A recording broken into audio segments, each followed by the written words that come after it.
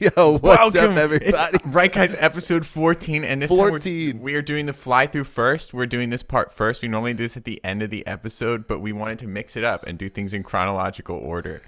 Right now, we have no idea what's going to happen in this episode other than our rough outline. Yeah, and I don't even want to spoil it for Micah, so I don't want to say too much, but there's going to be a what's on your mind. Oh my gosh. There's You know what? topics.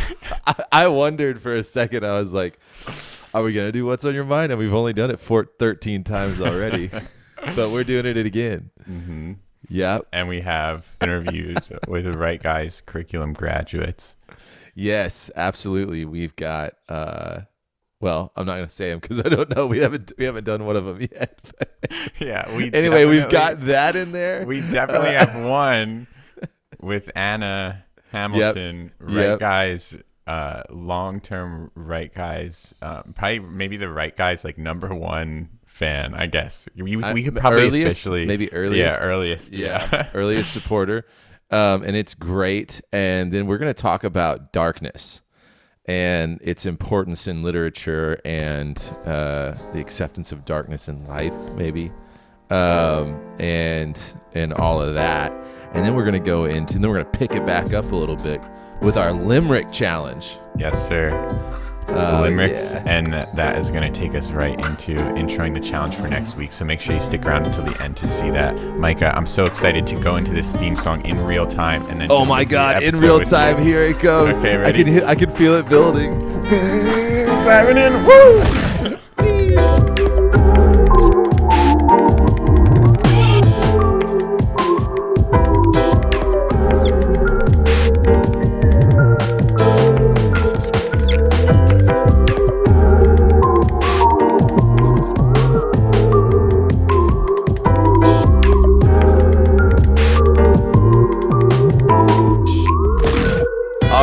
Everybody, episode 14. Welcome to the bar. Hey, here we are. We're back.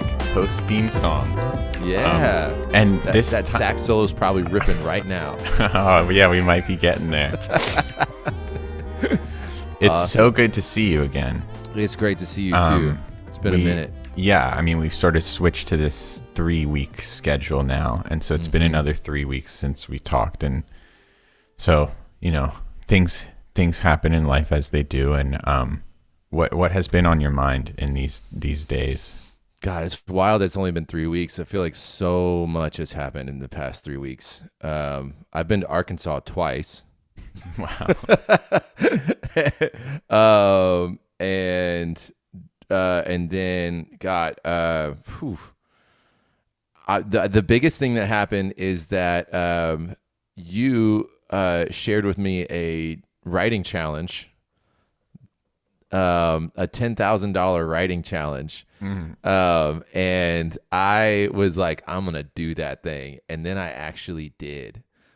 So I have submitted, I've officially submitted, and it has been reviewed and accepted and published, and it's officially on their website now. And I have the Right Guys community to thank for helping me proofread it. Specifically, Cerebus and Shannon swung in to add some feedback on there and actually highlight, just like I was turning in a paper and getting, oh yeah, what is this? You maybe clean this up, and I did, and it flows much better, and I feel confident. But yeah, it's really exciting, and I actually want to share it. Yeah. Wait, will you also tell the story of when you went to submit it? Okay, yeah. So in true Micah fashion, it's Right Guys kind fashion, of Right Guys fashion, yeah. In true Right Guys fashion, I was like, you know what? I'm gonna just start writing something. I don't want the pressure of I got to have this thing done. I got a lot of stuff to do. The challenge is to write a fantasy story. To write a fantasy story, it can be any type of fantasy. It just has to start with the sentence, "There weren't always dragons in the valley."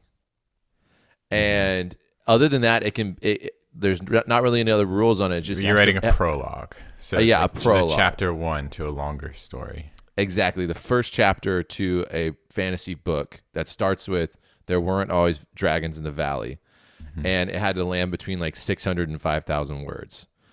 And so I'm like, okay, I'm just going to chew on this for a while. And so I did, chewed on it for a couple weeks, and then kind of ideas started going. I started jotting ideas down, and I was like, you know what? If I finish this thing, I'll absolutely turn it in. And then I started getting down to getting to the end, and I was really getting into it. And then I put in like 2 big writing days on it, and then I had it done, and I was like, oh my God, I'm going to finish this thing. Oh my God, I got to submit it. Oh my God. And so I sat down and I'm writing, and I'm like, I'm looking at the clock. It's supposed to be submitted at 10:30. And I'm like, okay, it was 10 o'clock. I was like, I have 30 minutes. And so I'm wrapping up like my last lines and like cleaning it up. Like, I had literally sat down that day, and been writing for 2 hours, finishing it. And that was all just like hammering it out, right? Hammering the ideas out. And then I got down to the last line. I was like, oh my God, I'm done. And I'm like, oh crap, I don't know how to submit this thing. And I'm looking at the clock. I've got 20 minutes. And I'm like, okay, I got 20 minutes to figure out how to submit it. I go to the website. You have to sign up and have an account. So I sign up, have an account. Then you have to buy the like plus membership of this thing. Yeah. In order to have the plus membership, you have to link your bank accounts. You have to set up, like, do all these transactions and all this stuff like that. And I'm like, oh my God, going through it. And then it's like, make sure your story fits to the community guidelines. I'm like, community guidelines? Like, I've got cussing in it. I don't know, like, if that's okay. I haven't read the guidelines. I'm like, shit. So I'm like going through, I'm like skimming these guidelines. I'm looking at the clock is now says I have 10 minutes to submit it. I'm like, finally, I'm like, okay, it passes. Copy and paste the entire thing, drop it in, all the formatting's off. And I have all of this like inner so you have to dialogue. put it in like a text box in the browser. Yes. Right. Yes. And all the dude. it like triple spaced everything and didn't italicize anything. And I have all this. I have a character who's like all inner monologue, and I'm like, God dang it. So I'm going through. I'm like lining it up. I'm finding all of her thoughts and like italicizing them. And then it's like and I try to click it and it won't upload. I have 5 minutes, and I'm like, oh my God, what's wrong? And it was like, you need a title. And I'm like, I don't title my book right now. I don't know. It's the first chapter. And so I just slap a title on it. Just out of nowhere, slap a title. I'm like, that's definitely been taken. There's no way. This is too basic to not be taken. And I slap a title, try to upload. I have 2 minutes left, and it's like, you must have a cover picture, a high def cover picture. That's where I'm like, okay, I was like, it's too many requirements. And so I dropped down Google image search dragon. And like the first thing that comes up, grab it. It's this shitty dragon drawing. I put it up on the screen. Okay, yeah, this thing right here. This shitty dragon drawing pops up. I grab it. I download it, upload it. 1 minute left. It's the wrong file type. It has to be a JPEG. So I open it up as a screenshot, drag a screenshot over the image, and you can see I totally missed the cropping, cut off half of its wing, and then I upload it, and boom, I'm telling you, it is down to the minute. Like, I upload it, boom, it gets submitted. I'm like, oh my God, I did it. Oh my God, I did it. I'm submitted. I did the challenge. Like, and so I'm like sitting there, and I get up and like walk around my house, and I'm like having that rush, afterwards, where you're just like, or like where where my body's just kind of relaxing finally, and I'm like, wow. Jenna walks in, and I'm like, babe, I did it. I submitted the challenge. I made the deadline. And I like my story. And she's like, oh my God, I want to see it. I was like, yeah. And I just like go back to the computer and just kind of like to look at it, look at what I've done. And I'm like, I noticed, and that's when I noticed that the challenges actually due like at 11. So I had like a whole 30 minutes. I was like, you know what? It's whatever. I'm good now. But I had walked around for a while, so it was actually up. It was still, it was past the deadline by the time I saw it. Mm-hmm. So I sit down and talk to her, and I'm like, hey, I want to share it with you.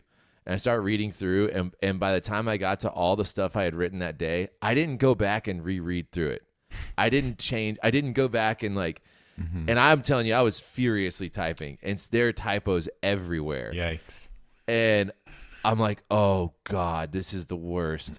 But like most glaring of all, I pull it up on my phone, and the dragon image I grabbed is licensed and has watermarks all over it.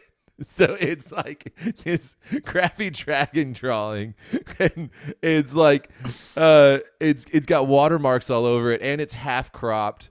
And there's this, I mean, it's what's on the screen right now. So you can see there's this message in front of it that's like click to change photo or something from when you screenshotted it to turn it from a PNG into a JPEG, which was, I guess, screenshotting it in their browser window where you can click to change the photo.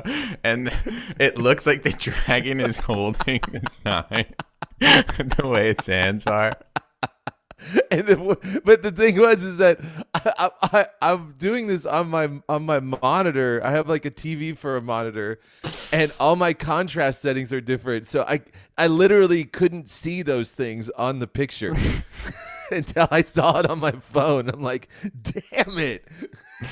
Yeah. So all that to say, I wrote them, explained the whole thing, and they allowed me to go and fix my typos, and allowed me to update the picture. So wow. I made a picture for it. That's such good news. I never would have expected them to let you do that. I wasn't expecting it either. And I was like, oh my God. And so whenever I heard that, that's when I threw it on the Discord, and I was like, hey, I need to make some changes. And everyone swung in like that day. I had to get them turned in quick. And so, yeah. So, without further ado, yes, I'd like to read to you Nerd Squad, Chapter 1. Nerd Squad. How can it not be taken? Yeah. So that's the thing. I'm like, Nerd Squad's definitely taken. I'm gonna have to think about a different name. And then I like Google searched Nerd Squad. Nothing. No books. Yeah. No books. So it's tentative title. I'm sticking with it for right now. And we can upload we'll send the updated cover art to the screen here so y'all can see it. Oh yeah, it's amazing. I'm pretty proud of it. Okay, so here we go. Nerd Squad, Chapter 1. There weren't always dragons in the valley. I guess you have us to thank for that. She rolled the beast's head over with a shove of her platform boot, forked tongue spilling from its gaping maw. She spat and it sizzled to steam as it rolled down the fiend's scaly snout. Technically, they're demons. Sure look like dragons, though. The ones you see in comics and games. So that's what everyone's calling them. But we know the truth. She eyed the lifeless monster thoughtfully from beneath the flashing stoplights, its mass taking up almost the entire street. Feels like a lifetime ago. Its tongue sucked back into its mouth and eyes locked. Shit, not dead. She put her headphones back on. Its massive tail whipped, launching a bone spear with lethal precision. Her steels were a blur as they X'd in front of her, deflecting the giant shaft with a crack. She flowed with its impact and surged forward, flicking out her makeshift blades once more in a close dance past the abomination's throat as it lumbered to its feet. Its wings stretched and guts swelled as it prepared to flame. She crouched, eyes growing wide as an inner glow climbed up its gullet. A bright seam appeared across the beast's neck for but a moment before its head rocketed from its body, tailing flame and viscera. Yes! She jumped in amazement. I wonder if that was enough to hit level 7. The soaring head came crashing through the roof of a nearby gas station as blood rain splattered around her. Sorry, none of this is going to make sense unless we start where it all began. The last 2 weeks of summer. Damn, just 4 months ago. Alrighty, oh diabolical dungeon master of ours. You going to tell me about this new campaign or what? Crystal questioned, smacking her gum as she lounged on the plaid couch in the living room. Sassy's ready for an adventure, aren't you, girl? She squeezed the face of a pink-collared corgi resting on her chest with a grin that suggested it was all she could do not to take a loving bite out of the poor thing. Has anyone heard from June? Rory paced, fiddling with a football. We said after lunch. It's already 2. He's not normally late. Amara observed Rory as he fidgeted. He's not normally this anxious. Must really be excited about this new campaign. Doesn't he get back from band camp today? Zach said from the beanbag he was sprawled on in the middle of the room. Yeah, but he said he was... The doorbell interrupted Rory's response. Speak of the devil! Rory jogged over to the door and swung it open with a flourish. Oh, beloved bard of ours, you've returned from your musical pilgrimage. Rory bowed in welcome. Indeed I have, fair master of dungeons. June sauntered through the doorway. I return with not only a greater understanding of my instrument, but of a woman's warmth, and the effects of such warmth on... June peered over his sunglasses and grinned. My instrument. Yo! Zach hooted from the floor. Crystal rolled her eyes. Gross. My man, Rory exclaimed, slapping hands and hugging June. Good to see you, brother. Good to see you too, man. June turned to the room. And I guess it's good to see all you pathetic nerds too. Hey, we may be waiting around to play D&D together, but you're the one getting back from band camp, Crystal said, sitting up and setting Sassy on the ground. Sassy! June said, crouching down and patting his legs. Sassy ran to him, bell jingling. June continued.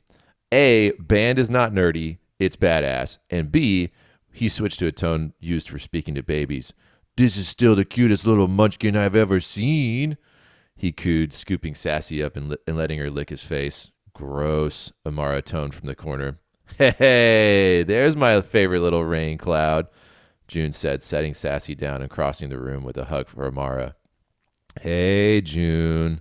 Amara reciprocated, letting him hug her, but keeping her arms crossed. She smirked. Okay, let's freaking do this. Tanner, wake up. Rory kicked the chair Tanner slouched in, jolting him awake, and went to retrieve something from the office. Tanner straightened and yawned. I'm up. Let's do it. What's the matter, Tanner? Stay up all night watching Spanktravision? June jabbed. No, I wish. Tanner chuckled. Dad has me training super early in the morning. Training? That's cool, Zach said, half interested, paying more attention to the shadow puppet he was making on the floor. Nah, it's just running and push-ups really early in the morning, Tanner explained with a stretch. Yeah, never mind, that sucks, Zach corrected. Rory returned. Okay, Dungeoners, it's time. He placed an aged leather scroll case on the coffee table in front of everyone. Zach let out a whistle. Whoa, that looks legit. Rory sat down, cross-legged at the table, and unbuckled the case's leather straps slowly, savoring the moment. I found this bad boy at a thrift store. He opened the lid and slid out a rolled-up sheaf of papers. I asked what it was, and no one knew. It didn't have a price tag, so I offered them $5, and they gave it to me.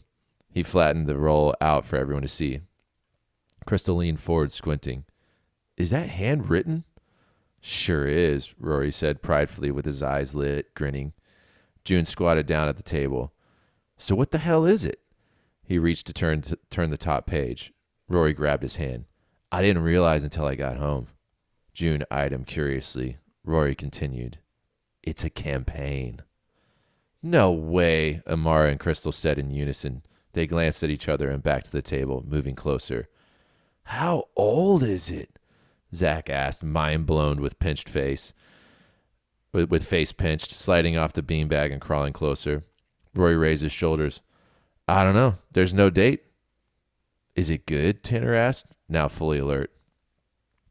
Rory nodded his head. I've been going through it for the past couple days. It's pretty straightforward, but there's some really cool stuff in here. The length is perfect, too. If we start today and stay on it, I think we can knock it out before I leave for college. Shut up. You're not leaving, Crystal pouted. You're gonna do senior year over again with us so we can all graduate together and never stop hanging out ever. Rory smiled. Wouldn't that be perfect? He continued in a debonair tone. I wish I could, but my scholarship and all the hot college babes that are just dying to meet me simply cannot wait, my dear. Crystal's eyebrows peaked and she looked thoughtful. Guess I don't blame you about the hot college babes. Amara elbowed her in the side and she giggled, glancing back a smile. Hey, June interrupted, locking eyes with Rory. Is it dangerous? Rory cracked a devilish grin. It's hard. Harder than Tomb of Horrors? June narrowed his eyes and the room fell silent.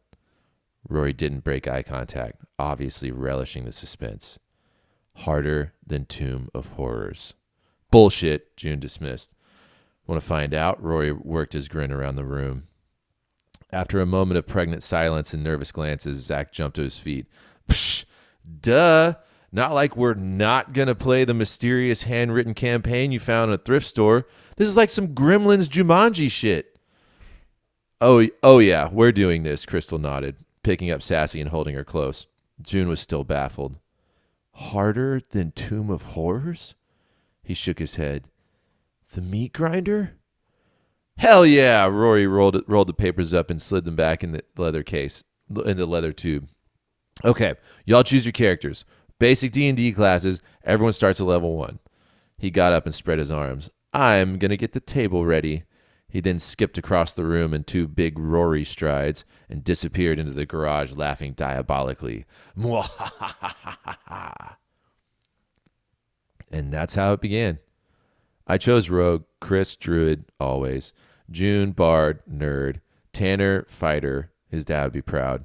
Zach, Warlock. So random. And we dove in, under the machinations of Rory, our beloved dungeon master. The real Rory. I miss him so much. Amara finished her climb to the top of the San Fernando Valley Water Tower, which they now called home, slid her backpack off her shoulder, slipped off her headphones, and dangled her feet over the edge, taking in the quiet view of her once peaceful city. We didn't notice the changes happening until a few days into the campaign. That's when the dreams got all too real. Natural 20, critical hit, baby! June exclaimed, punching the air with his fists. Whoa, nice, Rory cheered. That's going to smoke this Spide. How do you want to do it? June's eyes grew wide with imagination. Okay. So I reached for my loot. Oh, God. Tanner rolled his eyes and shook his head, smiling. June pulled his guitar from under the table and continued, one foot on his chair. And break into the Song of Death right before the solo. Yes, Zach said, rocking back and forth with anticipation. June began to pluck a building melody. It mesmerizes the giant hell spider, and... He paused for effect, his eyes fixated. Do my eyes deceive me? The demonic fiend begins to dance to my rhythm. Amara laughed. Come on. With one hand, I begin the solo, climbing the neck with powerful hammer-ons. With the other, I slip a dagger from my bandolier and begin to dance a dangerous and seductive jig. June steps back from the table in awkward movements and begins to play what appears to be hacky sack with an invisible object while fumbling through an obviously improvised guitar solo. Oh, this is getting hot. Crystal leaned forward with both elbows on the table. I juggle my blade with a series of nimble kicks back and forth, over my head and behind my back. He jerked his head forward and back, eyes growing wider as he flailed his legs in a fashion more akin to noticing he's standing on an anthill rather than seductively juggling a dagger. The tension is rising, charisma overwhelming. Out of the corner of my eye, I see Chris starting to claw at the strings of her blouse. Even she can't resist. Oh, do I? Crystal laughed. Get on with it, Bard, Rory prodded, chuckling from behind his DM screen. As I reach the climax of my solo, I send the dagger soaring into the air above me. I finish the final sweep. June played a guitar sweep, a pretty decent one, genuinely surprising himself. And backflip!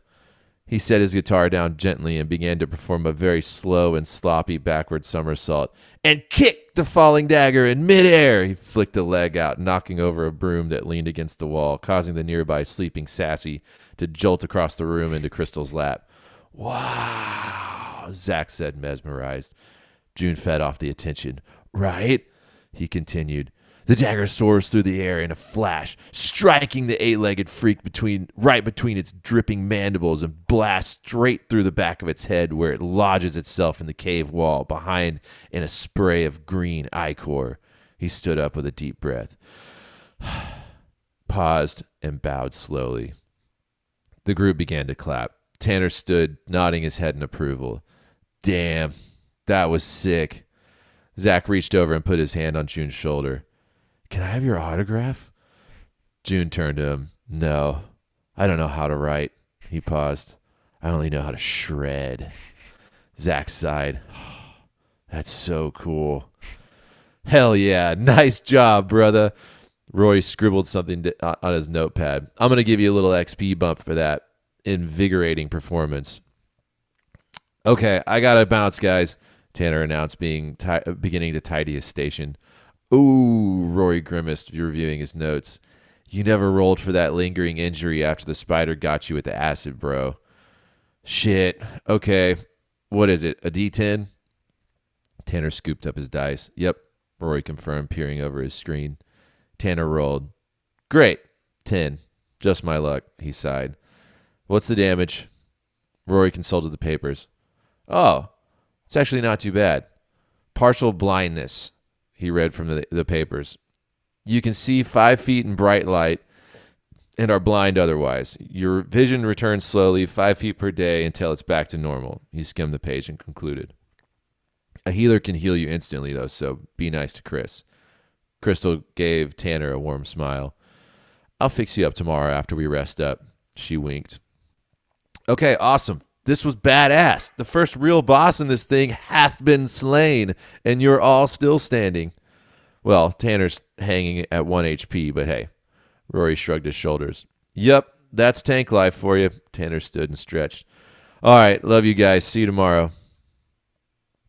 I'll never forget that night. The deepest sleep and the most terrifying and painful nightmare I'd ever had. Amara pulled a number of cloth-wrapped jars from her backpack, each full of a reddish slime that seemed to glow black, like it was emanating its own shadow. She carefully arranged them on the shelf inside the tower. They would be pissed that she went out alone, but that thing getting out was her fault, and she couldn't bear any more blood on her hands. Plus, the materials she got would help their crafting. She then counted the lumps in the hanging hammocks. It had become a habit for after what happened to Crystal. Her Crystal. 1, 2, 3. Everyone's safe. She unbuckled and dropped her various belts, untied and pulled off her chunky boots, and climbed into her own hammock where she stared at the locket around her neck. I miss you so much. She kissed the locket and slipped it under her shirt. When we met up the next day, everyone was a bit off, but Tanner had it the worst. Yeah, dude. Chapter 1. Yeah, dude. It's like, I mean, when it first comes to them bringing the campaign back was when I started like freaking out. Like, I think I texted you like Jumanji at some point, D&D Jumanji, and like, so it's like, I mean, obviously it's just the prologue, and we don't get into the exact mechanics of how that works, but obviously, so like in the movie Jumanji, it's like they get sucked into a board game. Their souls are inside the board game. This feels like they're playing a campaign that's then extending out into the real world. Yeah. Rather than them going into the campaign.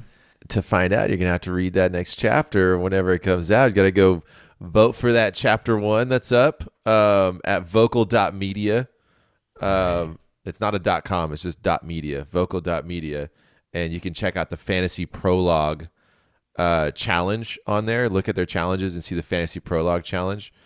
Or you can search my name, Micah Kennard, on there, and you should see my published story.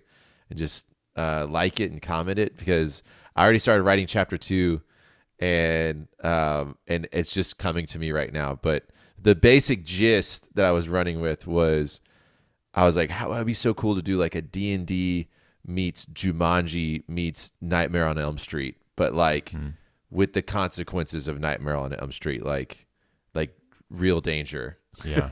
And well, there's real danger in Jumanji too, but yeah, I'm excited.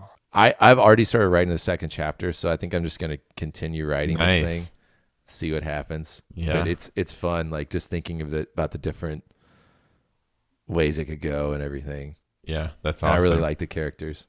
I'm so glad that you went through with writing it and put yourself up to the challenge and got it done and got it submitted in time with 25 minutes to spare, I might add. Yeah. Unbeknownst to me. Thanks, dude. Well, thank you for sharing it with me, man. I'm pumped. Yeah, it's really great. I remember texting with you about it actually when you were writing it. Yeah. I was on a hiking trip for my brother's bachelor party, which is one of the main things that I was up to in the past few weeks. Was this couple day hiking camping trip. And it was part of like a sort of longer weekend together with all the other groomsmen. Yeah. But I was just getting texts from Micah while I was like in the woods. Like that was like, if you had 6 players running a campaign in the summer and they had 2 weeks, how many levels could they gain in 2 weeks? And I'm like, you could like how many days are they playing? How many hours? And we're like going through and I just they do a solid 7 hours a day.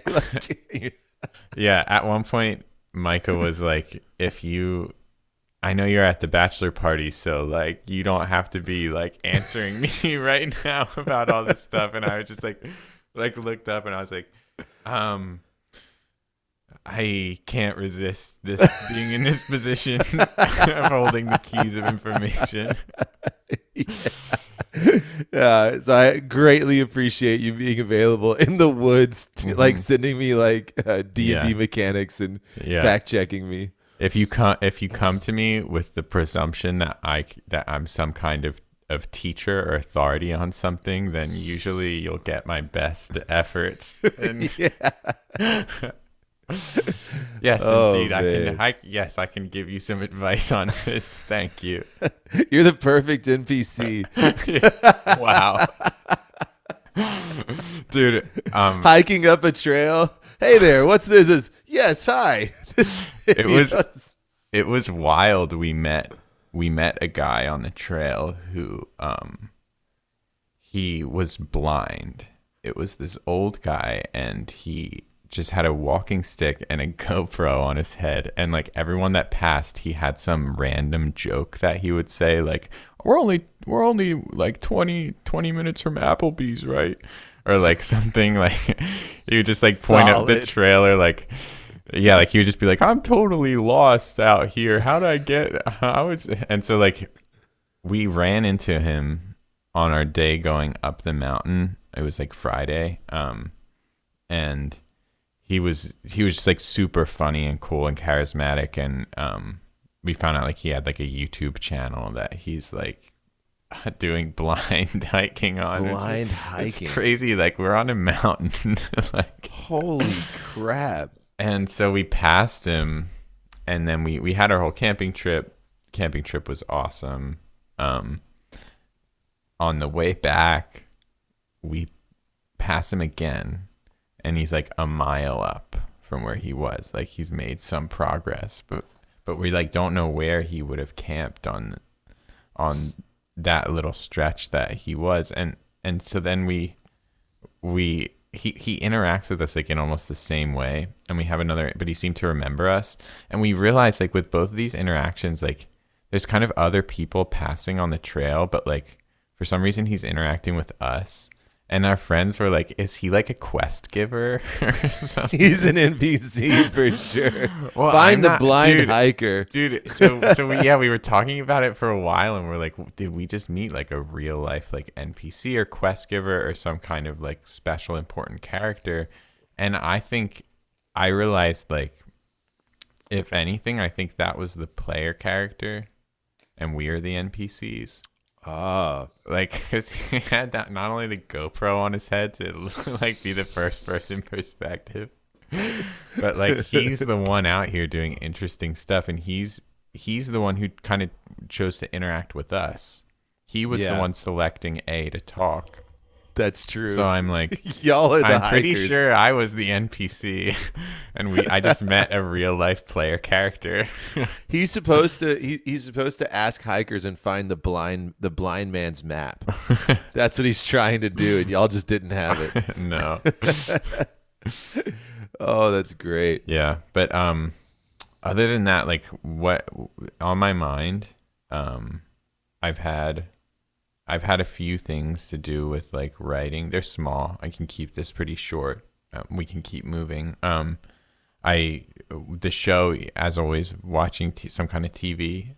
Stranger Things season 4 came out. Yeah. I'm super invested in Stranger Things. I love the series. And season 4 I thought was awesome. Without giving any spoilers or saying too much, I just think that they really know how to write scenes.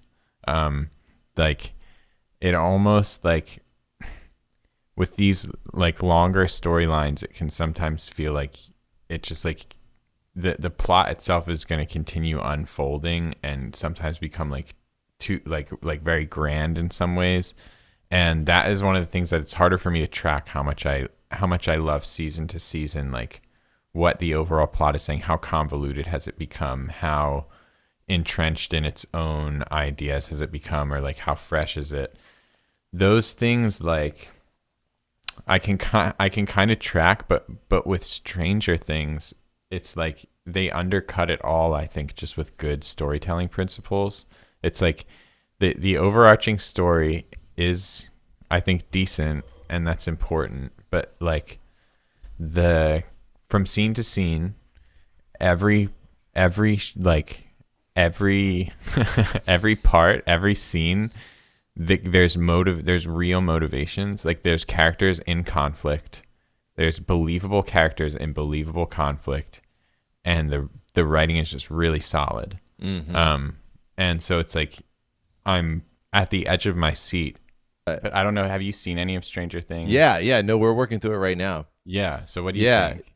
I'm loving it. Yeah. I agree 100%. Like the writing is so damn good, and you care about every single person, and it's also moving fast, but the episodes are super long. Yeah. Like they're like each one's like a movie, but it moves, but the story's moving quick, and they're just doing a really good job of giving you the breadcrumbs to follow to the next thing. You don't Yeah. get to know too much, Yeah. but you stay invested and you love Yeah. the characters. And that's what I was gonna say. I kind of lost my train of thought, but it's even if I'm a little bit less like in tune with or liking what the plot is, the fact that I'm following it that closely is something that only happens in this show because it's keeping me that engaged. Yeah. Where like I do know the overall arc of what's happened season to season, and I do for the most part remember it, and that's not something I can say for every show after waiting 3 seasons for 3 years for season 4. It's like it's been so memorable, and like even the things that I remember as being inconsistent, I'm remembering them. Yeah. Yeah. That's sick. And it's also like it's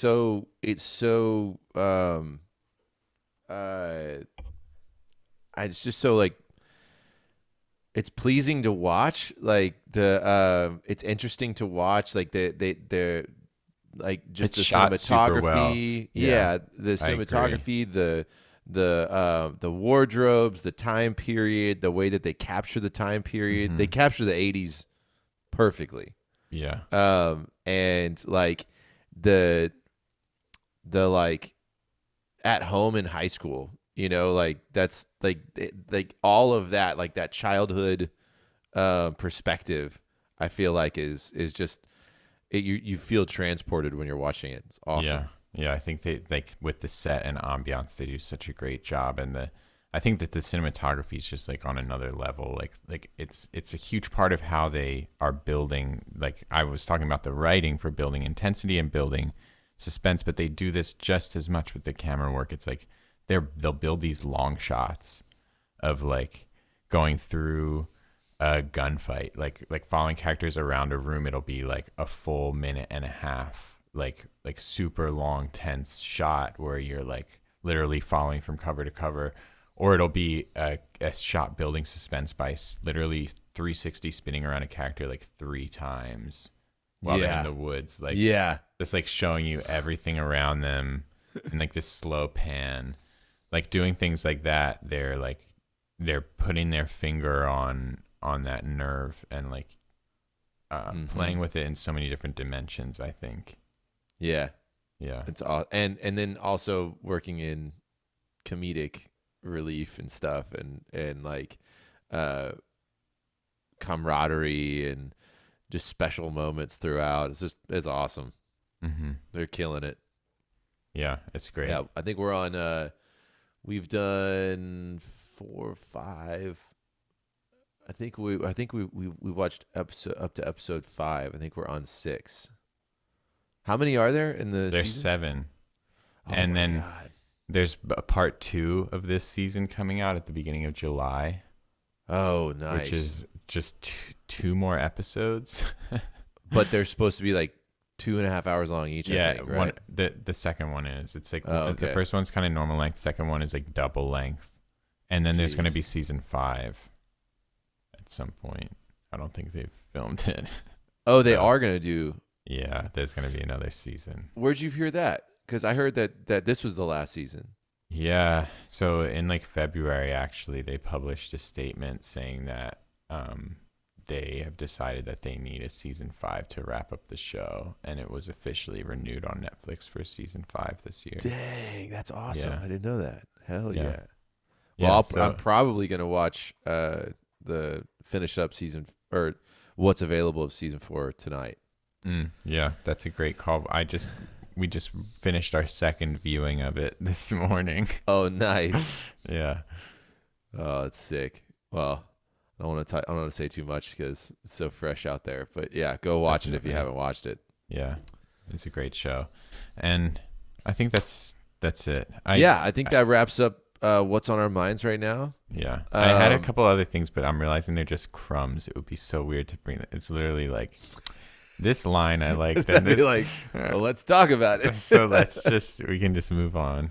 Yeah. So the next thing will be our segment, and we are gonna share some interviews that we've had with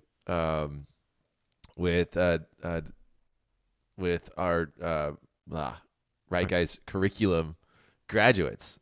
Yes, sir. Last week we showed ours with Cerebus and Jameson and Shannon. Yeah.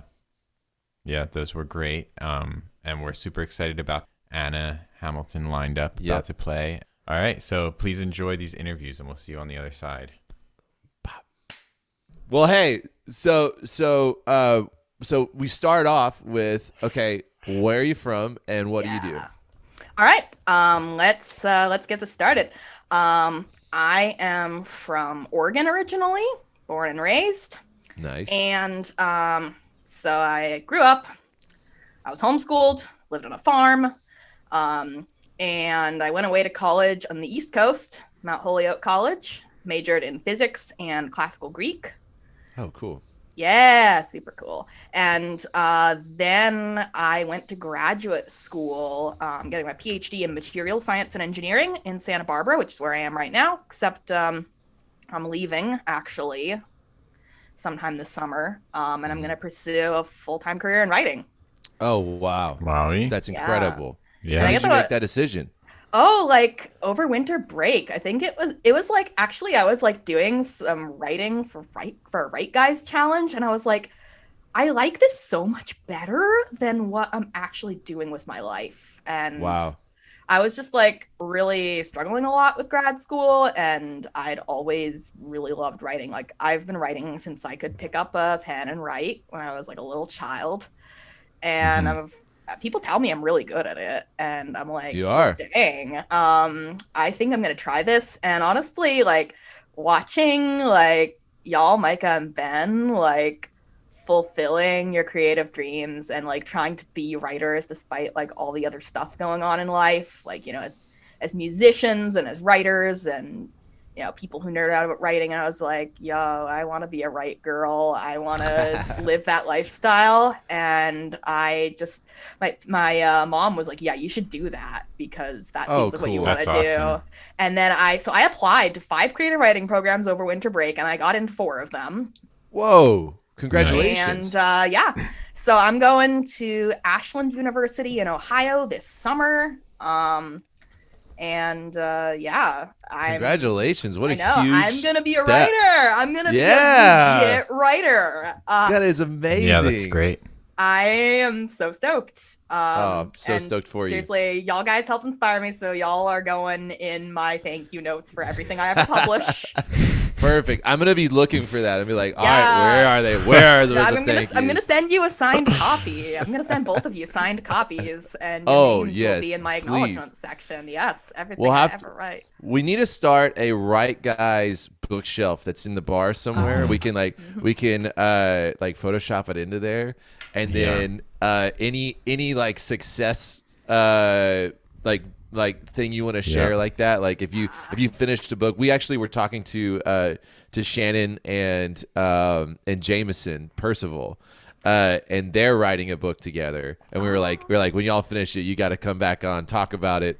We could put their book on the Right Guys bookshelf. We could put your book on there, and it could just kind of gradually build. Multiple. Books. Same. Oh, yeah. I'm working on multiple too. Oh, I know, and it's like it's like ADD. It's like Oh I'm yeah. working on like 7 novels and a short story collection, 2 short story collections. Wait, you said what's like ADD? Do you have ADD? Is that what's like ADD?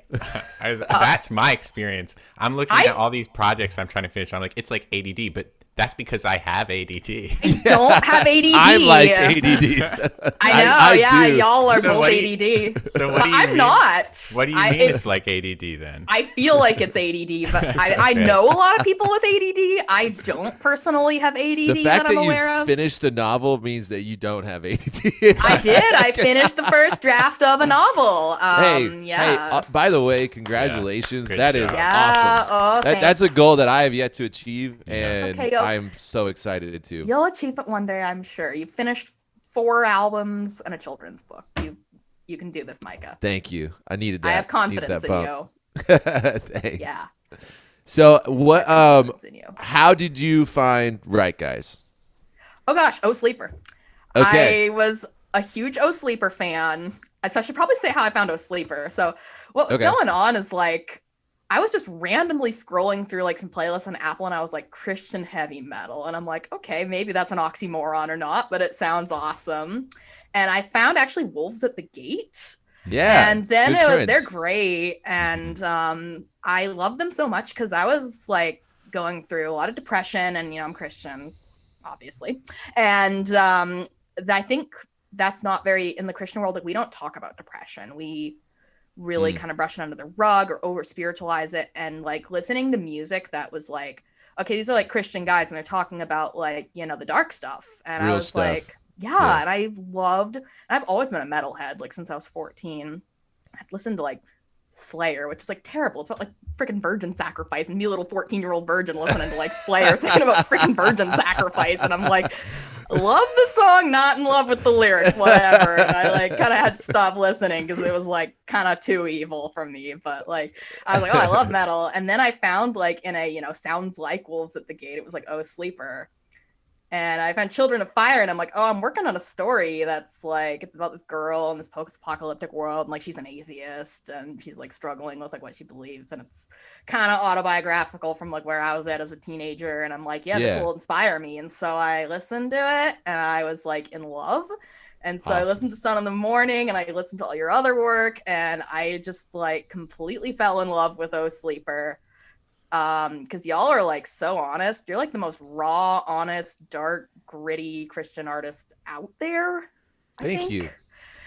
Seriously, I think Children of Fire is possibly the most lyrically violent Christian album I've ever heard, which I mean that as a compliment. That's a good Thank thing. you. I take it as love a compliment.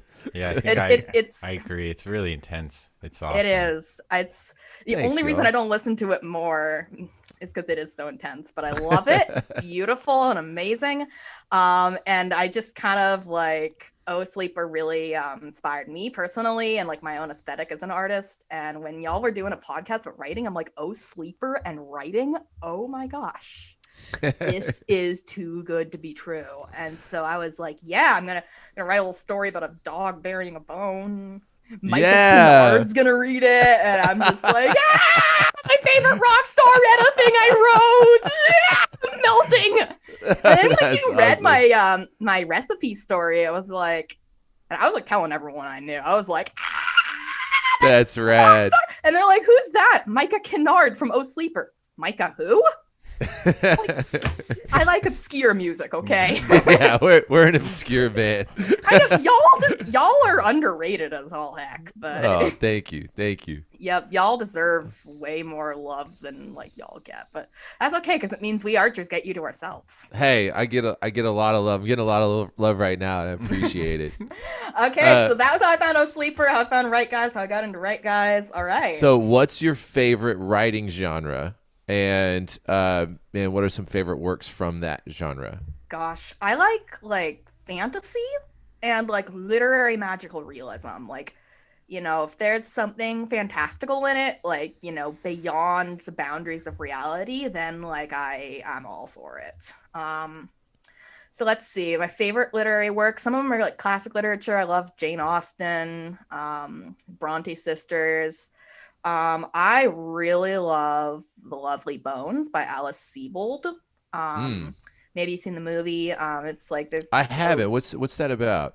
It's about this girl, like she dies and she like goes to heaven and she's like watching her family and they're like trying to solve her murder and stuff. And the book is so intense and so beautiful and so heartbreaking. And it's a metaphor for like things that the author went through. She was raped when she was a teenager and she was like really struggling with feeling dissociated from life and like, you know, putting a lot of energy into like trying to solve the crime and just feeling distant from everything. And she just poured her heart into that book. And my short story for the Romance Challenge was very much inspired by that, by the way.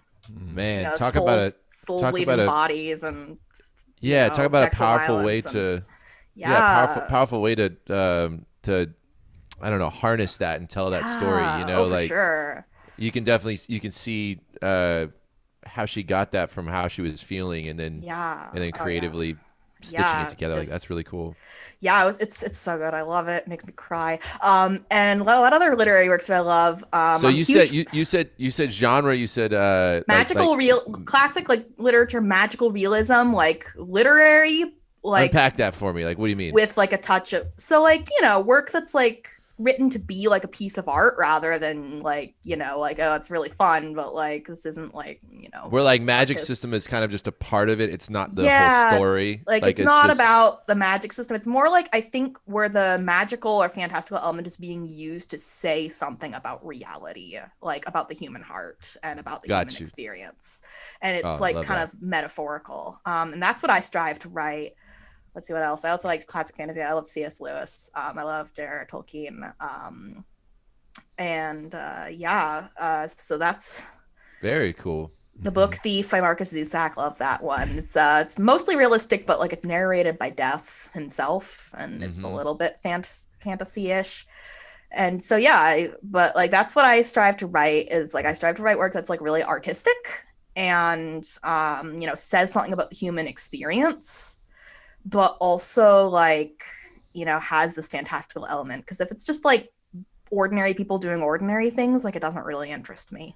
Yeah, so you would say like in a story when the supernatural gets involved, that's a big like turn on for you in terms of it's like if there's a ghost, I'm all for it. I find for me there's a lot of moments in stories that it'll be like a story that's building realism, and there'll be a moment where there's this question of, did something unnatural just happen? And when they kind of step back and it's like, no, it's realism, and like it was just, you know, like the characters, it's always disappointing to me. I know. I'm like, you're like, whoa, where are we gonna go? Invited into like the next layer of storytelling to me, which is like fiction and like embellishment, and it's like, no, we're just gonna get held back at the gate again. I know. I just this, you know, beautifully written fiction about ordinary people doing ordinary things just doesn't interest me. I'm like, oh, you got a ghost in there or like something crazy? I'm for it. I remember A reading, robot. reading Lord of the Flies as a kid. Yeah. There was a moment where like you think there might be a real monster. There's some moments where like there's things talking to the kids, or like there's like a voice, or they see like a figure, but it always ends up being, you know, like the starvation kicking in, the hallucination or something. Yes. You kind of start getting drawn in, bringing the book closer, like, oh, Yeah. and it was starvation. You're like, oh. I thought it was Which getting No, doesn't mean it's bad. Like, it's amazing and everything. But yeah, just according to my English not our teacher, cup of that tea. makes it great. Is like that. Yeah, they held. It's like, yeah, realistic to the end. It's like, well, I don't know. It's I would have loved to see some monsters. Just Oh, saying, gosh. would have been cool. I know. And like if you look at like literature written like before the 1800s, like before realism got big, it's like, you know, the Iliad and the Odyssey and Oh, Dante and Milton. It's like these angels and demons and ghosts and gods and mortals and dragons. And it's like all that cool stuff. And then it's like the 1800s came around and, you know, people started caring more about, you know, ordinary people living ordinary lives. And there were various complex, you know, social reasons for that I won't get into. And that's cool. But like now it's like realism kind of owns the literary establishment.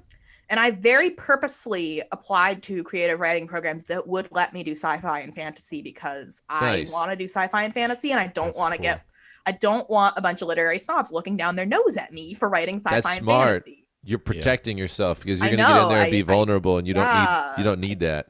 Yeah, I definitely like wanted a place where I would be accepted for writing what I write. Very cool. And not molded into like, you know, what a, you know, literature student's supposed to be or whatever. Because I'm also like, I didn't, you know, study creative writing or English in college. I am mostly self-taught as far as writing, and I wanted to kind of keep that, you know, that me-ness. And so I chose a program. They say, and I think they'll keep to this, that, you know, we're just going to let you be the most you can be. We're not going to force you to be anything. You know, you want to write a novel with dragons and elves, you can write a novel with dragons and elves. We'll just make it the best elf novel that ever elfed. Yeah, I So love that. I'm very happy with the, you know, program I joined. And that's super cool. So I'm excited to get updates on that. And, Oh gosh, if you ever want me to like come on for like a live episode and just talk about life as a professional writing master student, like I'm well, down. that would actually be really cool to have an active creative writing student. You know, once you Yeah. get in it and get some Yeah. months under your belt, and get a feel for the program, Yeah, like for come back sure. on and tell us about it. Absolutely. It's something I've always wanted to do. I've always wanted to, you know, I've always wanted to go and see what that would be like if I actually took do like a MFA. course in it. You know, I like took a creative writing at the community college level. I mean, even if Yeah. you didn't finish college, I get the impression you left college to pursue band stuff. But yeah, no, that's understandable. But like, yeah, community college, and the teachers are just as good as they are, like, you know, at any, you know, fancy college. So yeah, you should do that. I encourage that. Yay. And also, there's an online creative writing school called Gotham Writers Workshop. That was where I Gotham Writers learned- Workshop. That yeah, sounds I cool. learned a lot of my chops from them too, and that was when I went from being self-taught to like actually doing creative writing and realizing, yeah, I could thrive in like a MFA environment.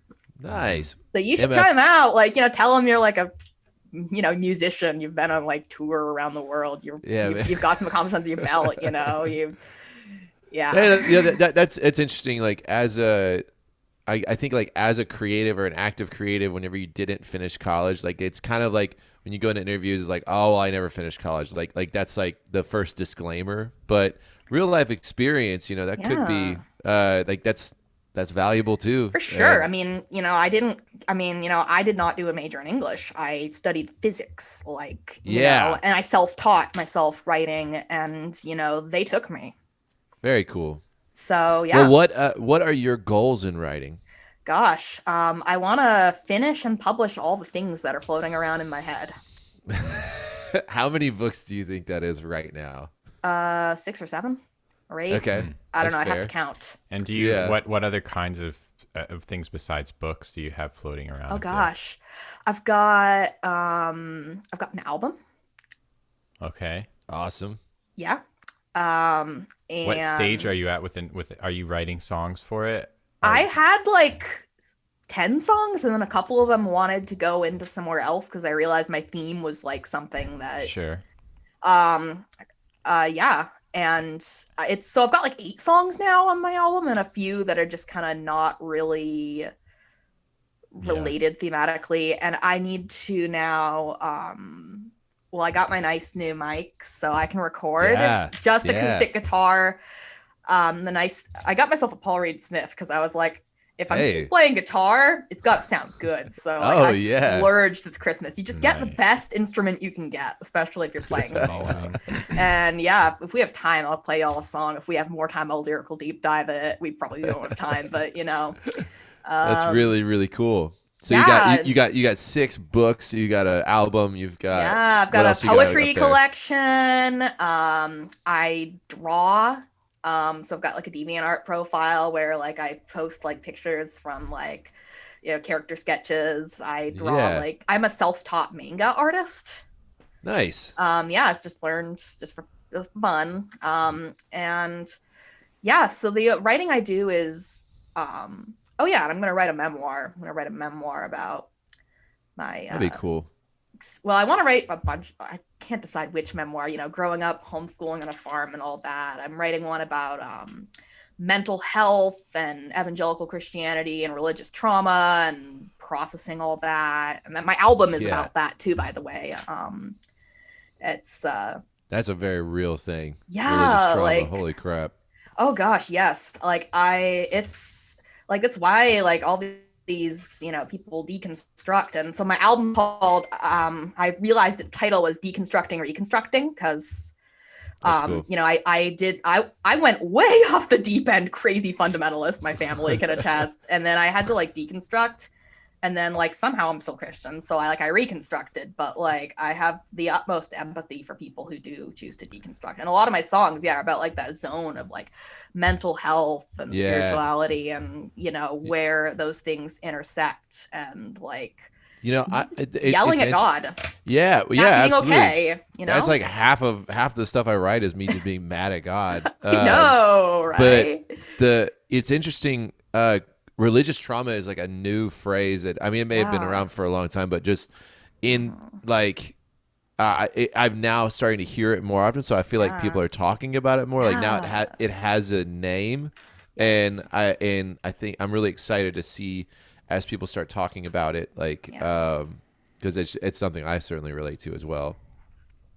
That's cool. For sure. So yeah, no, that's kind of what I do. But that's what I've been up to. I'm super curious. Like, okay, so you said that you bought a mic and a guitar, and so you're planning to record your album. Yeah. That's awesome. That's exciting. I have a couple friends who are producers. Like I have a friend of a friend. I actually have a couple songs on YouTube. I used to write little songs about science. Nice. So if you put awesome. a song, like there's a song called Higgs Boson, and my sister animated a music video for it. Oh, she's cool. an animator. My sister's also artistic. She does animations and drawings. I'm the narrative storyteller, and she's the visual storyteller of the two of us. That's awesome. You have a good relationship with her? Yeah, we do. We've got a good relationship. We don't collaborate so much anymore. She's in Japan now, actually. She's teaching English to little kids in Japan. Very cool. Yeah, no, and but yeah, like, and so yeah, they've got a little music video, but now I write songs about, you know, me. And it's mostly very direct, and then sometimes I pull a no sleeper and wrap them in a burrito of metaphors. Yeah. Oh, and so do you have, how would you say, if you had to package it succinctly, how would you say that Write Guys has helped you or affected your relationship with writing? I would say, oh gosh, it has made me more consistent. You know, you have to write something every 2 weeks. It has shown me the value of small projects. It has really solidified that I'm a very good flash fiction writer. Like flash fiction being fiction of like under 500 words, Mm. because it's the perfect zone between poetry, which I'm good at, and fiction, which I'm good at. I mean, not to brag, but it's something I've discovered I'm really good at, and I found a new sort of frontier in my writing to really explore. Yeah, That's cool. great. Do you find that you're using flash fiction to flesh out your ideas, like a possible event that may happen in your story, and you kind of do a flash fiction about it just to get your ideas on paper, or to start new ideas that may turn New into ideas. things? New Or ideas. are they? uh, Do you find them to be like bookends, to where it's like that was the whole thing and then moving on to the next, or do you find Yeah. yourself being like, oh man, now I want to write a whole story about this? Mostly I just kind of, it's sort of one and done, Cool. honestly, and I just like have this built up thing, and I'm trying to get my Right Guys work put into magazines, with the exception of my romance challenge, which I've now decided is like 2 novels worth. I have like these characters' whole relationship plotted out, and it's That's exciting. great. I want to write like a YA novel, and Mhm. use the whole metaphor of like her leaving her body and like to explore trauma and stuff. And Yeah. so I'm gonna write that someday, but I've still got like 7 other novels to write. So like, gosh, Yeah. that challenge was really like, I got a lot out of that one. in Oh, I'm so particular. glad. And Yeah, I, we did I too. love that We story so thoroughly much. enjoyed reading yours, and I think it's a very important approach. Yeah. For people to be able to explore trauma through entertainment. Like Yeah. that's nice, and at your own pace, something where you For read sure. or listen to. You can talk about it, or you don't have to talk about it. Yeah. It's kind of something you ingest on your own. But that's really cool. It would be really cool to like release a book of flash fiction, all stories of There's like anthologies multiple like stories. that out there. Yeah, and like I love like H.P. Lovecraft, and he's got a number of things that are like, Yeah. he'll have those like 20-page to 100-page stories, and then he'll also have like 1-pagers or like Yeah. 3-pagers, and Yeah. I love going and finding those, and then you just get this nice little nugget that's one and Oh, done, yeah. and it just takes your sure. imagination for a little jaunt. Yeah, absolutely. And I think just because I started off as a poet before I was really a fiction writer, or I guess I was writing fiction, and then I switched to exclusively poetry for like many years. And I think the idea of things being small and self-contained is something I'm used to. And I think it's just a form I've really gotten the opportunity to master through Right Guys. And so I Cool. appreciate the opportunity to get to do these sort of little things that don't feel so overwhelming, that keeps me writing. I get content that I can, link to my website that I can share with my friends and family. And it's not like, oh, I've got this novel and it's like, 300 pages, but it's an absolute mess. I'm not showing it to anyone because Yeah. I'm going to set it aside for 2 years and work on my other half-finished novel, Yeah, until I get an editor to kick me in the pants and force me to stick to a deadline. right. Yeah, I'll totally so relate it's to that. kind of, oh gosh, yes, the struggles. Mhm. All right. Well, do you have any suggestions for us for Right Guys, like things that we could bring to Right Guys, or things that we could do more of, or things Yeah, that you would like to? Yeah. Y'all are really awesome as is. Like, I can't think of like anything. I have to All right, think that's about the interview it. then. Hey, bada bing, we're That's killing it. TV off.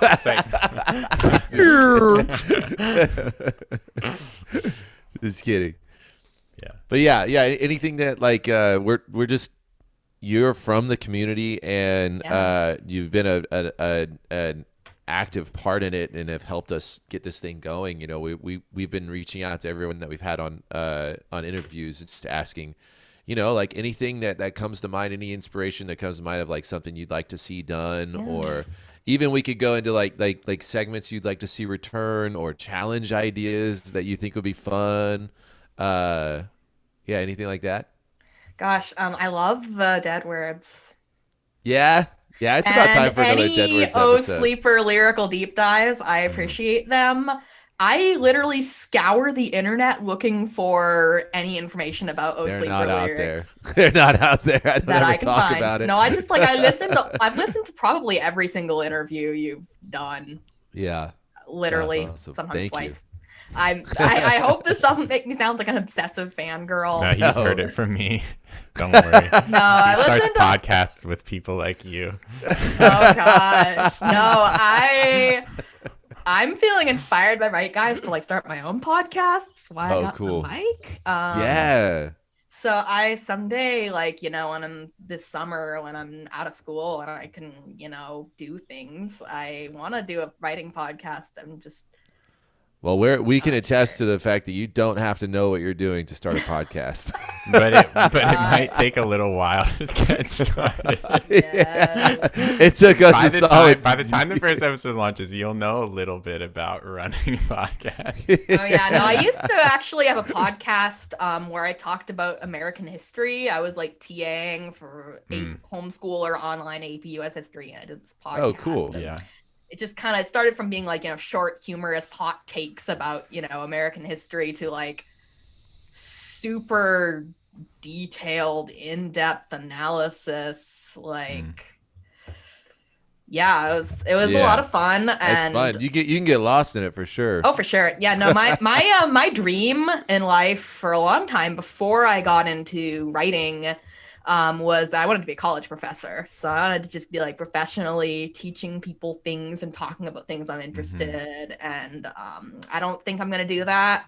I had that dream too. I Reasons. wanted to be a professor for a while too. I wanted to be a writing professor. Like you that want was to be a like, creative writing professor? That's Yeah. awesome. Oh my gosh. We who have knows? Like, you know weird how things in common, Micah. it's still on the back burner. Like I still like wonder, okay, I have heard of people getting like honorary professor Yeah. positions from like just from releasing, like having certain books released or whatever, or your Yeah. books doing certain like doing well. Yeah. And so I definitely that's still like a remaining dream. Like I'm not going to go to school to become a professor at this point, but Well, you never say never. I still You're- put it out you're there, and I'm still like, young. I'm like, You're not well, even 40 yet. if I can start cranking out novels and if they do well, like maybe I could put some feelers out and be like, hey, I'd like to come and teach. Dr. Kennard. If you have me. Yeah, dude, but you can. What's I up, feel guys? like you can even come up with a more creative. Like, I don't think that you need to establish yourself as a writer to then go teach English. I think you could just teach what you're established as now. You I could feel like writing teach, workshops. like being teenagers. a band frontman. Yeah. You could That's teach true. that as an elective. Like that'd be an awesome class. Dang, that would be Charisma. cool. Yeah. Oh 101.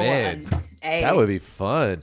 gosh, I would sign up for that class. All right, I'm gonna draft up a letter and blast it out to all like 100 universities. Let me teach your course. So do you have any pieces that you would like to share with us? Yeah. This is Oh where yeah, we're gonna roll way out too the many red carpet for you. this. Yeah, we want to Oh, gosh. give you the pedestal.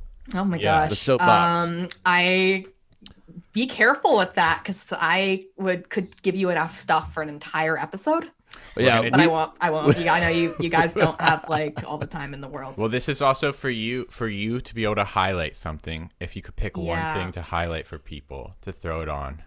All right, I'm Yeah, gonna please. find that novel that I finished. Mm-hmm. Let's see. Let's just see if I've got the most recent version. It's gonna be under all short stories. Yeah, my first chapters. So first thing I will tell you the premise of this. It's a novel. It's kind of a ghost story mystery novel, and it's like sort of taking on the serial killer novel, but like in a really subversive way, like kind of almost feminist. Like it's about the women. It's about like it's a serial killer, but it's about his girlfriend, and it's about victims, and the victims are ghosts, and they narrate it, and the girlfriend does not realize this yet, but she has psychic powers, and she's able to communicate with the ghosts of her boyfriend's victims. And wow. she's struggling because, like, she wants to believe that her boyfriend's a good guy, even though he's got so many red flags, like he's abusive and just all these things. And she's best friends with his mom, and she, is totally in denial. But then she's like, seeing these girls in her mirror and like, getting headaches, like whenever they get hurt, like like when her boyfriend's like not around, and she suddenly she has to like kind of gradually come around and realize, like, put together the pieces before it's too late, before there's more victims. And so it's based loosely on like Ted Bundy, Green River Killer, some of that stuff, set in Oregon. I'm from Oregon. So this is the first That's part. so cool. That sounds like it fits perfectly in your inspiration. Yeah, zone. like Yeah. no, it's kind of magical realist. So this is a very short little prologue. We were not always ghosts in the forest. We were girls once. We lived. We had names, and you will know them soon enough. We're dead, and you can't see us. You can't hear us. We're silent witnesses.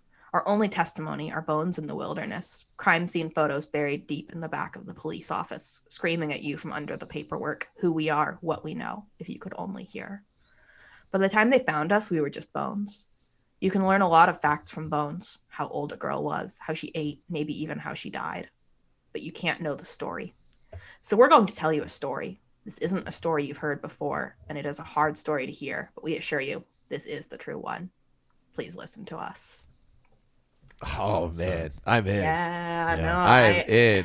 Oh gosh, yeah. So I finished this. My hope is I'm going to get this all polished up, and by the time I'm done with my MFA, maybe published, because I mean, I feel like this is publishable because true crime's huge, and I'm kind of. Oh my god, yeah. And that could go, but I want to like straight to Netflix. Like, I know that is my dream, is to have it put on is to be like an executive producer and have it be on Netflix. Yeah. And I just know of all the stories that I have, this is the one that could make it huge. Oh, that's Very awesome. So I it's super dark, but like, you know, I'm not ashamed of it. Good. It's been I've been really working to sort of be like, yeah, no, I write very dark things, but reality is very dark. Yes. Someone's got to talk about it. Yeah, no, and like serial killers, I feel like we either look away from the worst things or we romanticize them, and I don't want to do either of those things. So there's some brutal stuff in this. You know, a disabled teenage girl gets killed on screen. It's horrible. It's disgusting, and it should be. It should be shocking. It should be horrifying. It's happened. Right. You know, like the worst things that you can imagine, and things you can't imagine. Yeah, have happened or are happening to someone right now. You know, so why? Yeah. What's the point in looking away from that? I know, like, especially like, I don't know, not, you know, go back to this, but like as a Christian artist, like. So I've had so many people tell me like how I can't write my work. Like, oh my god, swear. Me too. I know, like it's all bullshit. Don't listen to them. I know, and it's like I'm like, okay, so there's violence in this. There's I won't say sexual content, but most serial killers are pretty deviant. Absolutely. And it's hinted at, like the girlfriend, she's got like these bruise marks and bite marks all over her shoulders, and that's all you see, but it's like, you know, something's up. Yeah.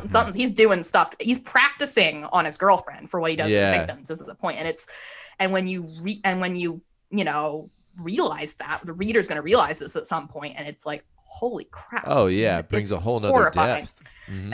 And it's like more just ways that, like, you know, the girlfriend, she's you know, she's the one that like he decides is worthy to live because like she makes him happy, and he's just very selfishly deciding like, oh, you deserve to live but these other girls don't. But like they're connected. It's like all violence against women, it's a spectrum, and it goes everything from like, you know, being really controlling, like I won't let you go to community college because, you know, I want to control our money that we have as a couple, to like, you know, I'm physically abusive, to like, I'm going to kill someone else because I'm really mad at you, but I don't want to kill you. And it's all the spectrum, and it's all connected. And I want to really highlight the connections. And and it's like, I don't want to be too explicit because, you know, I don't want to, I mean, these people all love, these serial killers, they love violent porn, and I don't want to write that.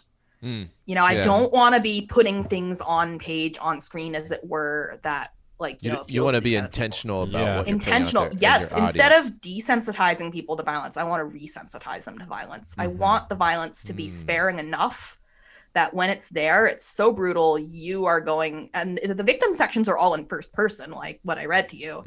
So it's not like, oh, you're voyeur third person watching, you know, some horrible thing happen to some poor girl that you don't care that much about. It's like, no, this is like your best friend is telling you their deepest, darkest secret. Yeah.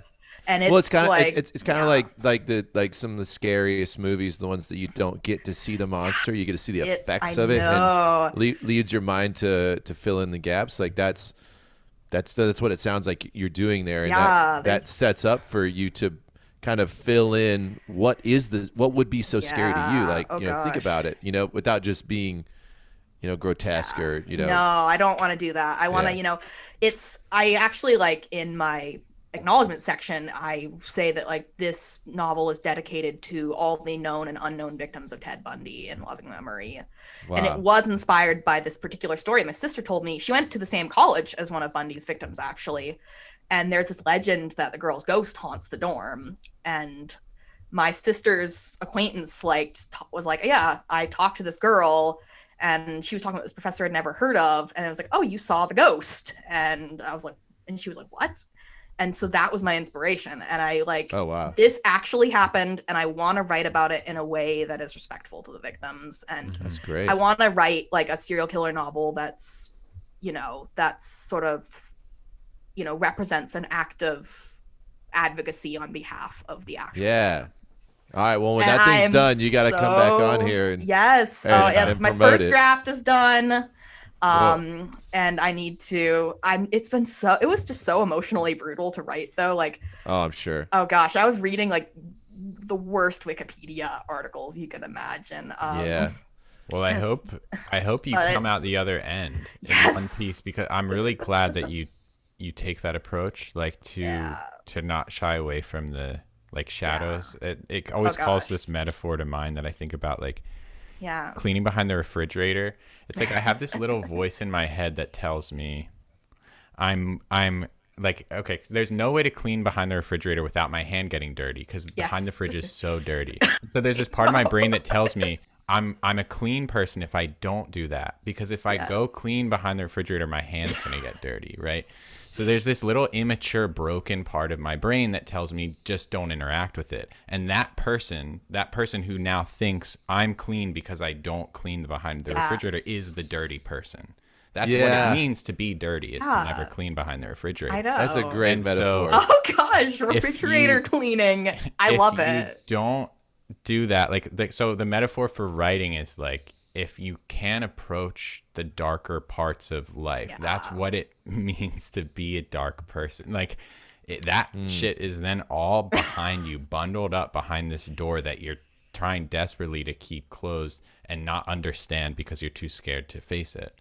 Yeah, no, but I'm being able to understand those things, and actually that means you're cleaning behind the refrigerator. So good for you. Also facing the dark helps you appreciate the light. It helps you stay encouraged towards the light.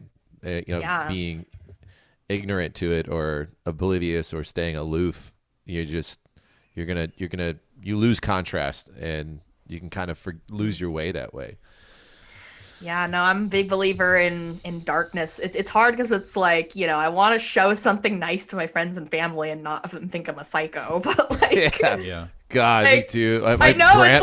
My grandma asked like, oh, you wrote a song? Can I read it? And I'm like, I know. Yeah. Let me talk. Let me be there with you, though. I'm gonna break this thing down for you. It's like, Oh Sleeper is like, as I said, darkest Christian artist ever, and I'm here for it. Love it. But yeah, no, I like to say that when you're a writer, you're a professional abyss starer. Yeah. Stare into the abyss. And eventually, like, your eye, it's like the sparkles in your eyes, and they coalesce into these shapes and patterns, and you have to write down what you see. I was talking to that's a great analogy. I like that. I was talking to a guy. I was like, when I first got the idea of like, oh, I'm gonna write Christian books because I like C.S. Lewis and I want to be like C.S. Lewis but dark. And he was like, don't write anything edgy, because who defines the edge and what happens when you fall off? I'm like, well, when you fall off the edge and you hang out in the abyss reveals great wisdom to you. So I'm just gonna keep writing edgy and dark and staring I'm into gonna this. I'm Thank gonna you go very much. spelunking. I'm gonna jump off that I edge know, and yeah, I'm tell gonna you all jump- about what I'm I gonna find. jump headlong into the edge, into the Yeah. abyss. No, I Yeah. I have to be careful though. I have to like emotionally protect myself. Smart. Yeah. I have to like so in my novel, Silent Witnesses, I think I told you it was called, maybe I didn't, but I've taken a break from it for like 6 months because I'm Good. trying to finish my degree with material science, and I'm like, oh, I can't. I Can't need walk my mind around to be with this. Yeah. I can't. Yeah. I'm still writing something dark. I'm now writing a novel. I was writing a novel inspired by the song Vices Like Vipers, and it's a Christian YA novel that's about like drug addiction and porn addiction and underage girls finding their way into sketchy situations that may or may not lead to human trafficking, and it's Yeah. dark and it's intense. Yeah. It's like I think my pitch would be, it's basically Redeeming Love meets Euphoria written by John Green. That's And it's interesting. totally inspired by Vices Like Vipers. There's even like, because I love y'all guys so much, my main character, Casey Lynn, the girl, our underage porn actress, she has an Oh Sleeper poster in her room because her he's very Christian and he loves metalcore, and That's she's heard cool. the song Vices Like Vipers and she really likes it, and it's like her favorite song. And That's it's such like, a cool little Easter egg. yes, all the Oh Sleeper references, and Under Oath, lots of Under Oath. Yeah. Post Malone too. Don't know why, but He's in great. there.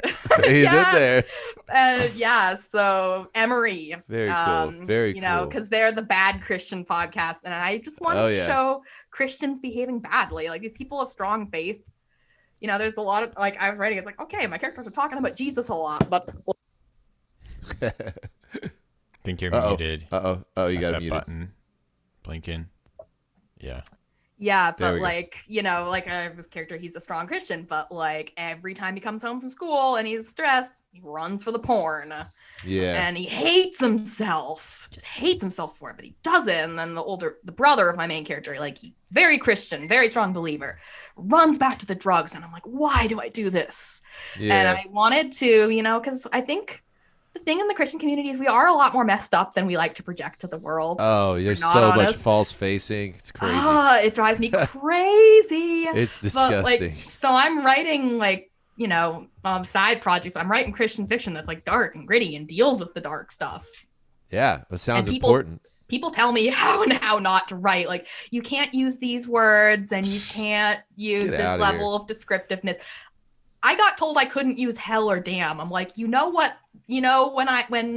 When my character's abusive boyfriend tells her to get the hell out of my car, it was originally get the F out of my car, and I changed it because I was trying to protect your delicate sensibilities, and that's still Yeah. too much for you. Yeah. Like, seriously? I gotta have my line somewhere. Like, I'm like, have you read the Old Testament? It's freaking Game of Thrones level. You read the Book Oh, of Judges? yeah. It's like, seriously though, the Book of Judges is the Game of Thrones of the Bible. oh, you got like sending princes' heads in bags and stuff, and it's crazy. So hey, That's why G.R. Martin most- gets his ideas. Probably the most assassinations per capita in the Book Yeah. of Judges. You got. yeah, God, yes, and killing kids and stuff. It's just like, golly. I know, right? But hey, so we're gonna have to wrap it up. But do you Yeah. have our last question we've been asking is, do you have any tips or bits of encouragement you'd like to say to the listeners in the community? Goodness, do I ever? Go. Handy dandy notebook. Oh, let me see. Where do we start? Oh gosh, I have 10 tips. The 10 Okay. tips, the Anna Hamilton writing curriculum. Let's go. Oh gosh, decide what writer you are and make reasonable goals. That's great. So for me, I'm a literary writer. I'm an artistic writer. But I also want to write work that touches people's hearts. I don't want to write something that's just like formally beautiful and doesn't have any effect on people beyond just like, oh, that was a pretty sentence, whatever. Right. And so that's what Gotta I have want to some be. depth. Yeah, and I want it to I want people to read it, and I want to touch people's hearts, and even if that makes it like, oh, you don't have the proper level of irony or whatever, like, I don't care. Yeah. You know? Yeah, absolutely. And, you know, like, and so I'm trying to make goals to that. So I'm getting an MFA because I want to be more of an artistic writer, but also like I'm getting an MFA in fantasy and sci-fi. I'm not like trying to, you know, write like, you know, I don't know. Something really fancy. The next Pride and Prejudice. Yeah, no. Yeah. You're not stepping outside of your inspiration. Yeah, no. So I made, Yeah. I knew what I wanted and I made goals.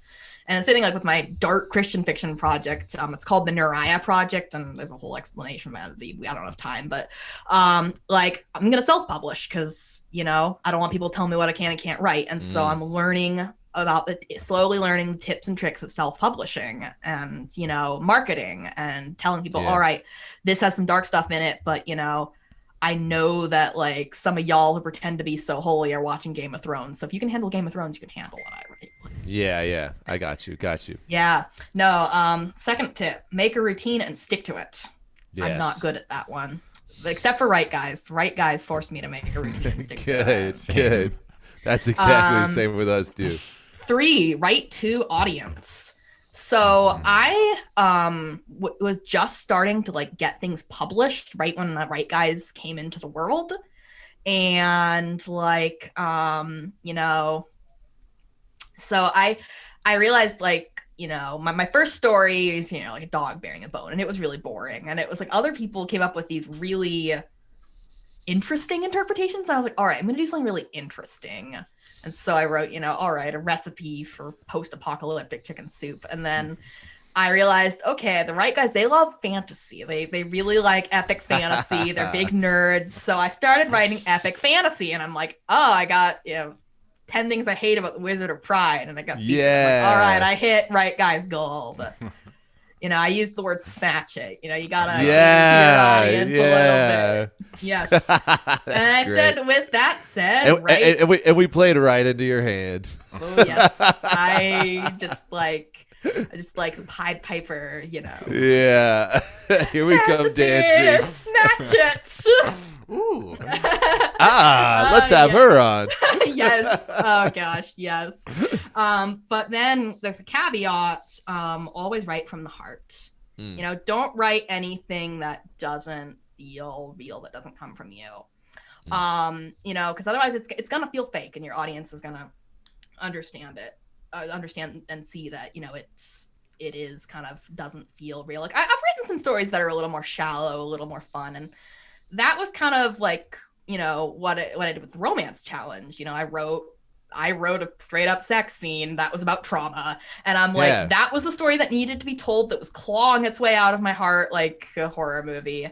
And I'm like, I'll write like them a safer one, because, you know, this is too much. And I honestly thought like, oh, Micah's not even gonna open it because he's gonna be like, you know, good Christian and like, you know, must keep my mind pure for Jesus. I'm like, wait, but he watches Game of Thrones, like.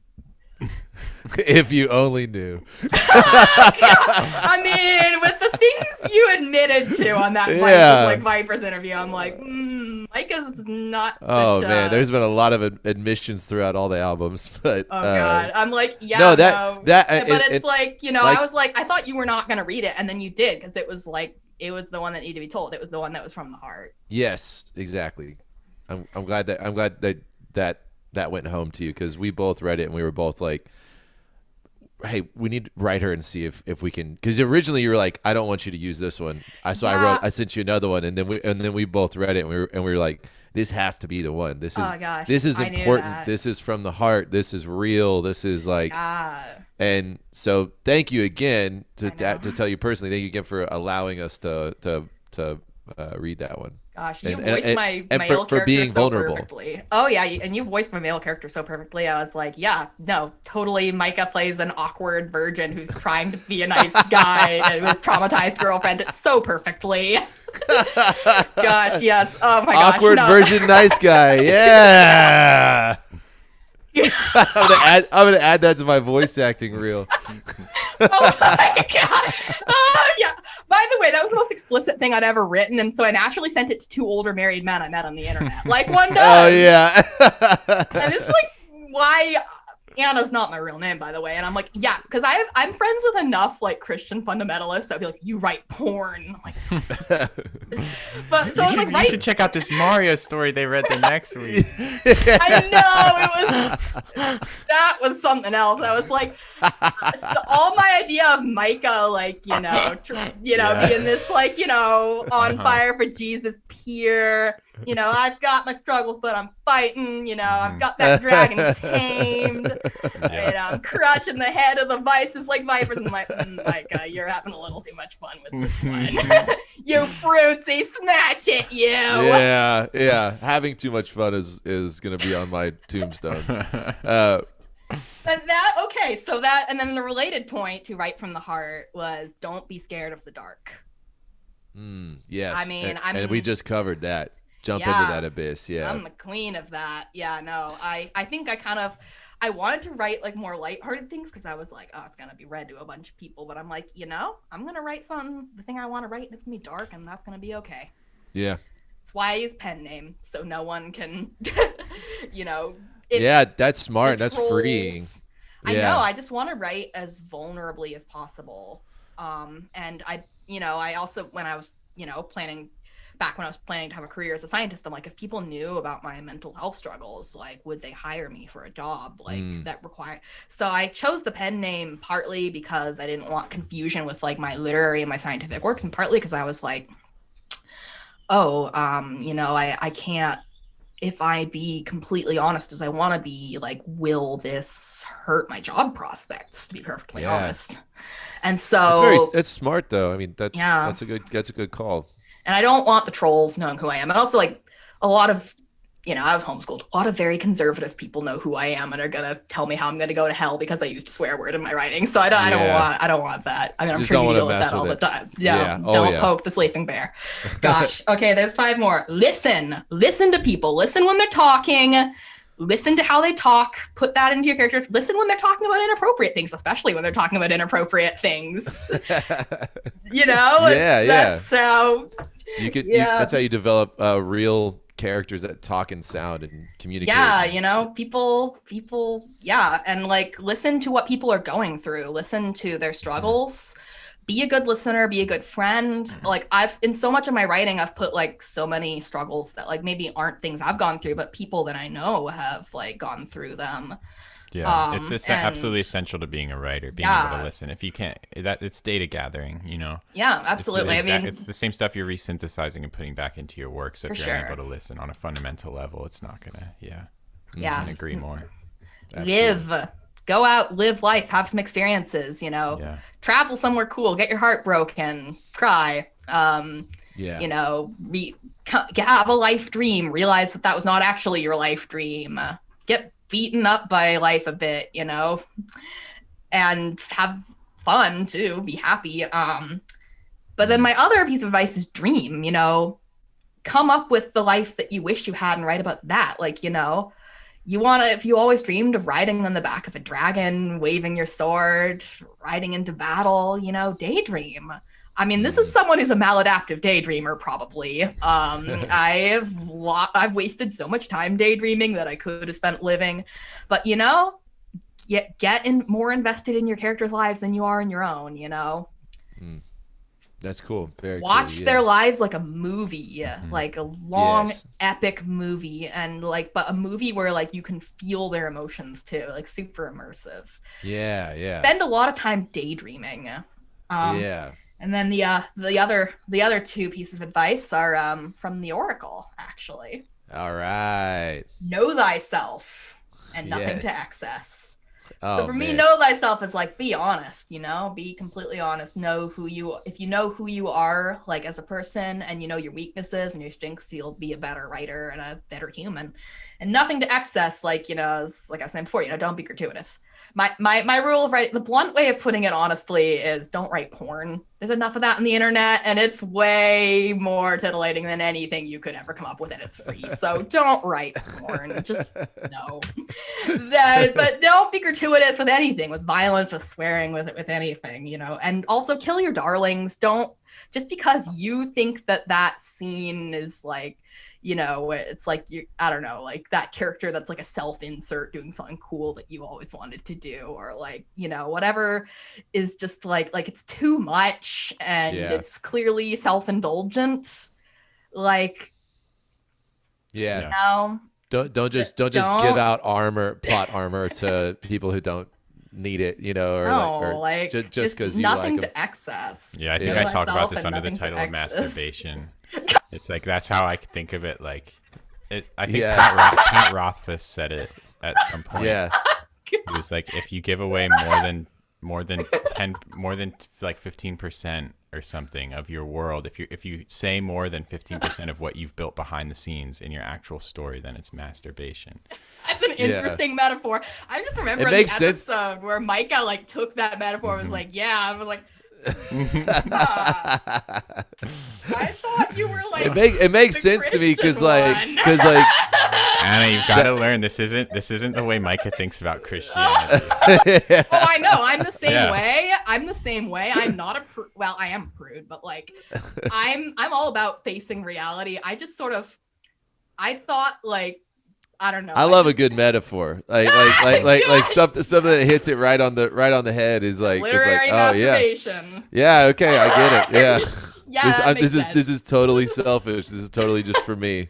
I need it. This is not for anybody else. And slightly embarrassing, like, right. If you're caught in the act, definitely. Yeah. Oh yeah. No. It's like there's some writing that's just like you should only do alone in your room and never let anyone else see it. Exactly, you get it. See, I do get it. I can take an inappropriate joke. Yeah, totally. Well, Anna, thank you so much for being on here with us, and thank you so much for what you've contributed to the community, and you being so active with this has encouraged us so much. Like even like especially, there's always something special about the people who are there from the get-go, and because like that, this is where these past like 13 episodes, 14 episodes, whatever this is going to air.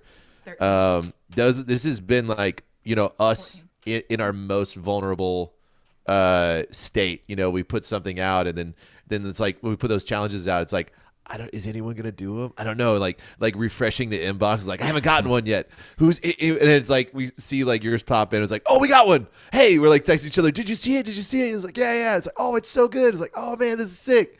Oh, we have a podcast. Like, so that's it's really that important and I don't know, interactive. Just your everyone, especially everyone who's been graduated from the curriculum. Like it's been fuel for us to keep us going. So thank you. Yeah, no, for sure. Yeah, for sure. No, I am super honored to have been in this podcast and met two of my favorite celebrities, very minor celebrities, but seriously, like y'all, this is like meeting like the Jonas Brothers, but better. Awesome. Hell yeah. Thank you. We are too. It's super good to get to meet you. It's been a long time coming. I know.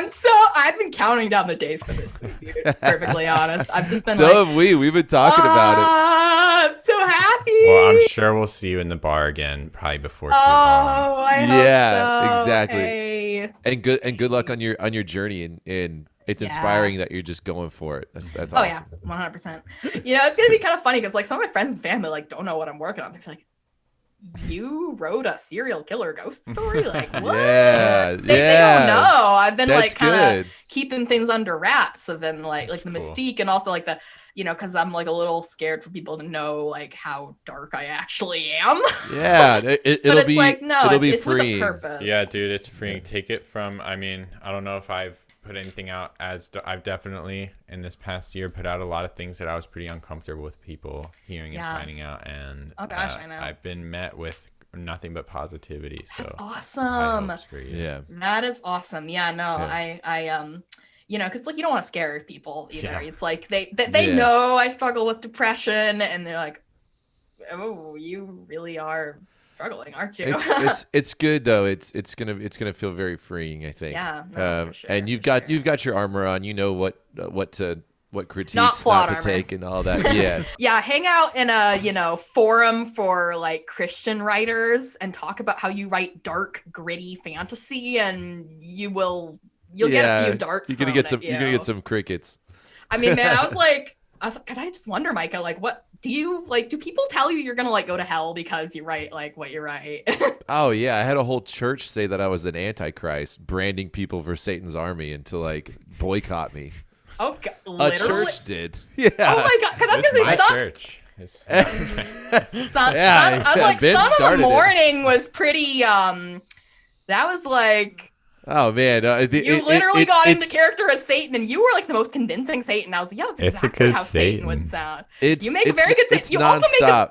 You also make a very good God, by the way. And I'm Oh, like, thank you're the you. same person. Like, as I said, it's like if God would talk to me like the way you like yell in your Oh Sleeper songs, like that would be awesome. Well, hey, like I gotta tell you, every single album, I've had people come up from my past, people who know me, people who don't know me, people at shows, Gosh. all say that I was doing it wrong, and all say that gosh. I needed to stop and I needed to really like think about what I was doing. Like and repent or else. yeah, and Yeah. like and that what I was doing was so dangerous and everything, 'Cause and metal is the it's devil's so- music.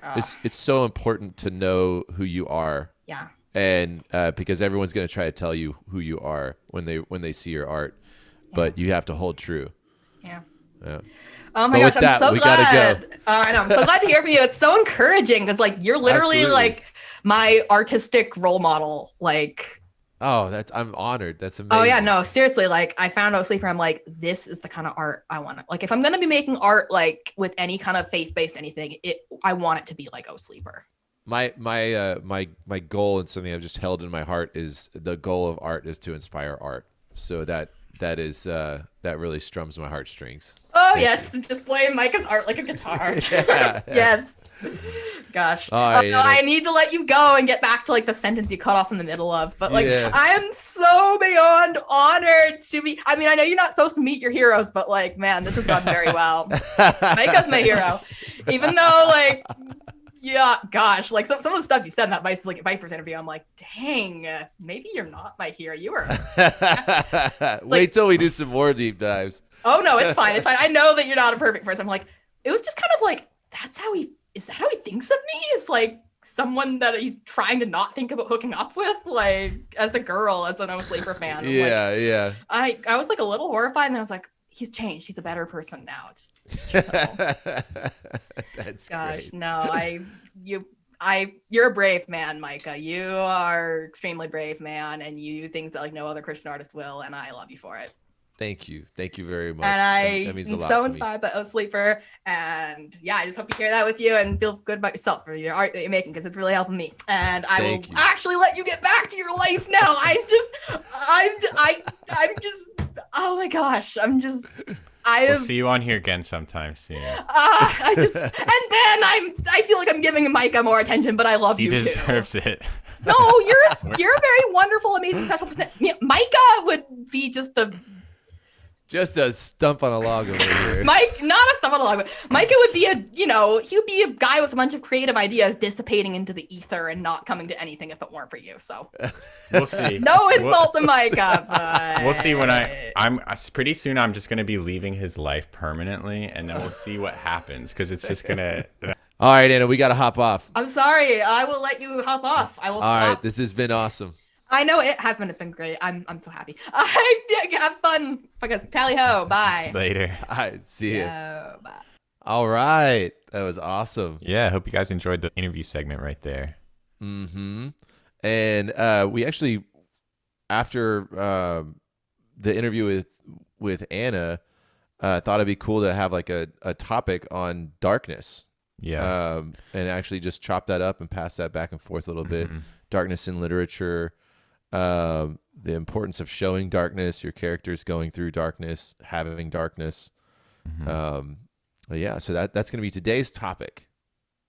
I mean, one of the things that we also touched on in the interview with her was like swearing or cussing. Yeah. And so like that being a part of this kind of spectrum of like, at one point, you know, you guys had in an Oh Sleeper song, I think like damn and hell. Damn in hell. Right. Yeah. And so like you guys caught some fire for that, Sluts. right? And it's like, to me, it's like, like a pretty obvious misunderstanding of what it means to like curse, or like all the words that we have around cussing are actual other things. It's not what we think it is. Like, cursing someone is something you could do with a dirty or a cuss word, but cursing someone, like the way it's really meant, is like to put something on them, like to put something, like to say something negative about someone that's going to affect their mindset or their life in some way, is like a curse. And so like cursing someone, wishing hate to someone, wishing harm, like that it's like with malice and intent, to be hurtful. And swearing being like making an oath, being like something that you are like making an actual oath in vain, in a moment of just like, oh, like I swear I'm gonna do that thing, and it's actually meaningless. It's like that is like a harmful and like bad thing to do that can be done with like these bad words, or the words that are extreme, I guess, in some ways. But like I do not believe that any creator of a universe would just start to put labels on like words in a language that's invented by the humans. Like, what? It doesn't make any sense to me. Right. Completely unweighted words, like especially, you've got like reactionary words, like you stub your toe, shit, like, oh shit, it's like, it's like that's just the language. That's just the English language. Like there's that, you don't have to use the words, but you also can use the words. Like there's just like they have what is it? Netflix has that whole series on like the etymology of and the history of cussing, and like they break down all these different words and how like what it started out as, what it became, how people use it now, and I just like I for one grew up thinking I had to like censor all that, and I needed to, and I still see the merit behind not grabbing the low fruit, and going for a higher word, like it's easy to use cuss words as like universal words, and then you just end up using them all the time. But instead, using the right word for the situation. And what that also means is that when you do use a cuss word, like it means something. Like it has like it has like some release for you, like, and also if you do it it's all expression in my opinion, in the way that you and I are talking about it. And that was another thing like that I was thinking about. I had to look up. I was like, can I? Because the book that I'm writing for this challenge, Nerd Squad, it's gonna be like a YA novel, so like a young adult novel. And I had to look up. I was like, can you cuss in YA novels? Because I'm like, I want to write an accurate depiction of teens hanging out without adults. And when I hung out as a teen without adults, like you are like practicing cussing. Like it is like everyone's cussing constantly, and some of it's awkward and some of it's not. But either way, like to cut that out is to cut out like raw teen experience. Not saying you should do that, but if you're depicting it, like I want it to be as real as possible. And I do put like some like regulations on it though, where like I don't want to be gratuitous with it, but I also just don't want to be like fairy tale about it. You know what I mean? But that's just the cussing side. The darkness side also, like I don't see like cussing as dark or anything like that. Well, I think it totally fits in with this discussion of like, do you do you show the things that are more uncomfortable to some parts of culture? Like, it's like, are you willing to like show like a sort of like I mean, maybe it's not darkness if it, like, we're talking about it being totally disarmed of actual negative valence, but like of cussing. Yeah, like I feel like go on. Well, I mean, Benny really wants to be in this episode. Hey, Benny. There's only room for one Ben on the podcast. How are people going to tell us apart? I know. Look, this Ben Orthy right here. That's Benny Bopper right there. Hey, bud. So as far as like, I think understanding your audience is important, and knowing that cussing does make some people uncomfortable, does elevate situations, does people can take it different ways. Like I like to know that like what I'm trying to express is getting through the most potent way. Mm-hmm. But cussing may not be that way for part of my audience. Like for especially like Sleeper, I recognize that there's a lot of my audience that doesn't care if I would cuss or not. And there's many times that I've been writing Sleeper songs where the placeholder for a breakdown or a one-liner had a cuss word in it, but I was like, obviously I know it. I'm not going to use that because my ultimate goal is I want to reach people and connect with people, and I know that there's another part of my audience that will completely shut off and not hear anything else that I said in the song because they heard that one cuss word and may never listen to us again. And yes, there's like there's a feeling where I'm like, well then screw them. Then that this isn't for them, but that goes against my purpose for the band. And like I want to reach everybody. And so in that regard, it's easier not. I just decide not to. But on this is just raw hanging out, just being as real as possible. Like we picked the bar because we just didn't want there to be all this pressure, and we could just. What would you talk about in a bar? Like, you wouldn't care what you said. You'd just be conveying ideas. Mm-hmm. Yeah. For sure. I don't know if I got off the rails there on that one. I'm just on a constant state of having a million things to say, and then as soon as anyone stops talking, they all leave my mind. And it's like, oh yeah, everything I was going to interrupt you like 10 times there, and I was pretty diligent to just listen through the whole thing, and then we finished the thought and we were like concluded. Good work. You just let go of all the balloons. Oh, dang it. Yeah. No, but I guess I would differentiate. Like I guess I didn't mean to say that like cussing is a necessary part of showing darkness, and like it always has to be done.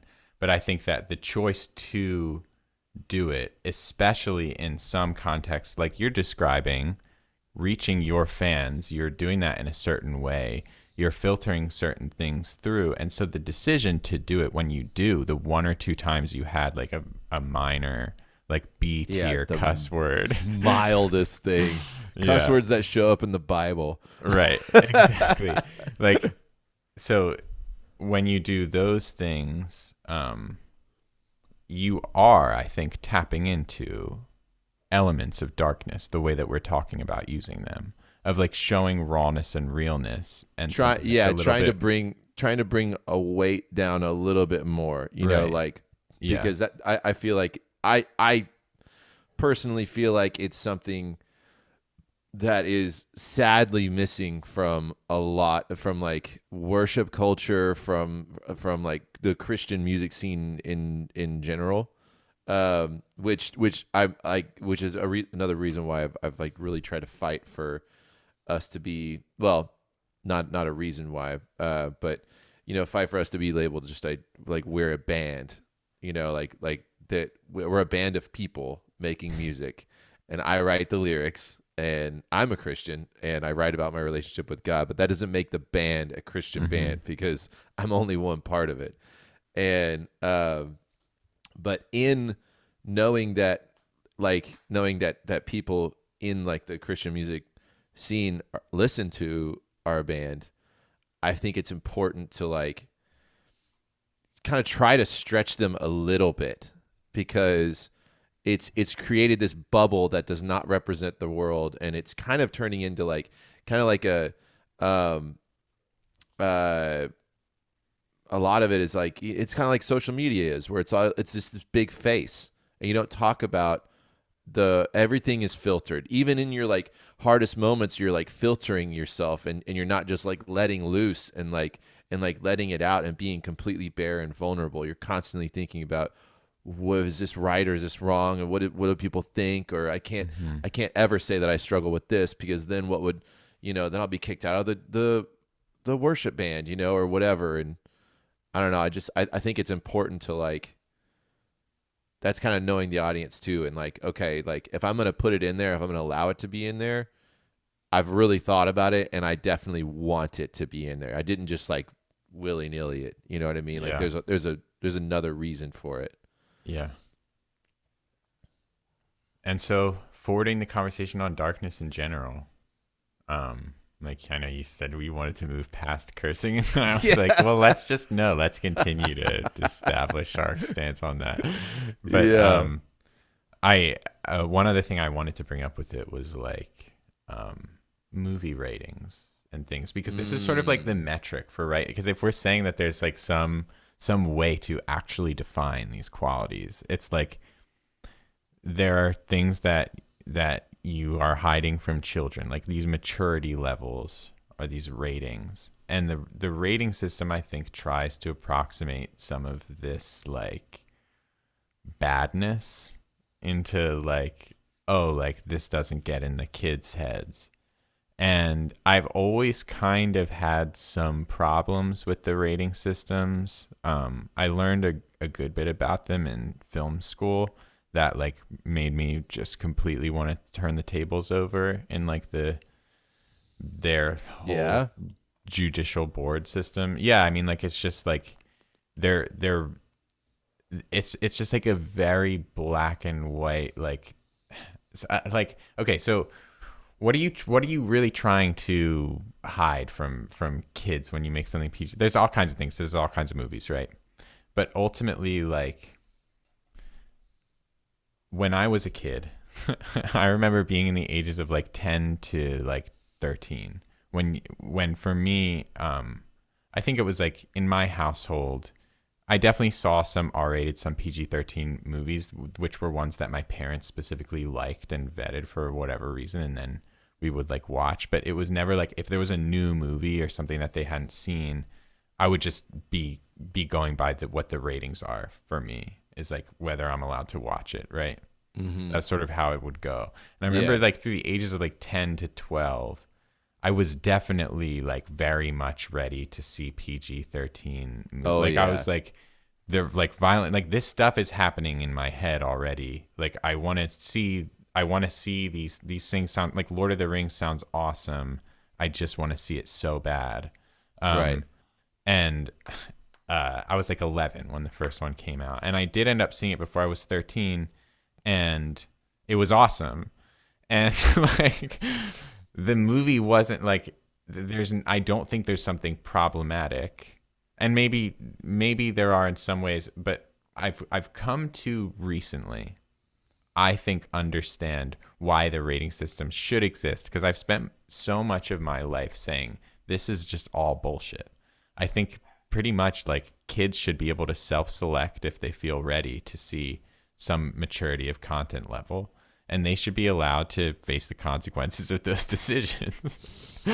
But what I've come to understand recently, what I think is a really good basis for the rating system, and I don't think at all what the rating system actually does, but I think it's something it does by accident, is separate the complexity of themes.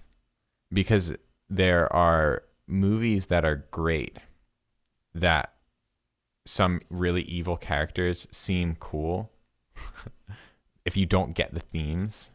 And if you can't put all the pieces together, then you might start downloading some really cursed ideologies. It's like they're more troublesome.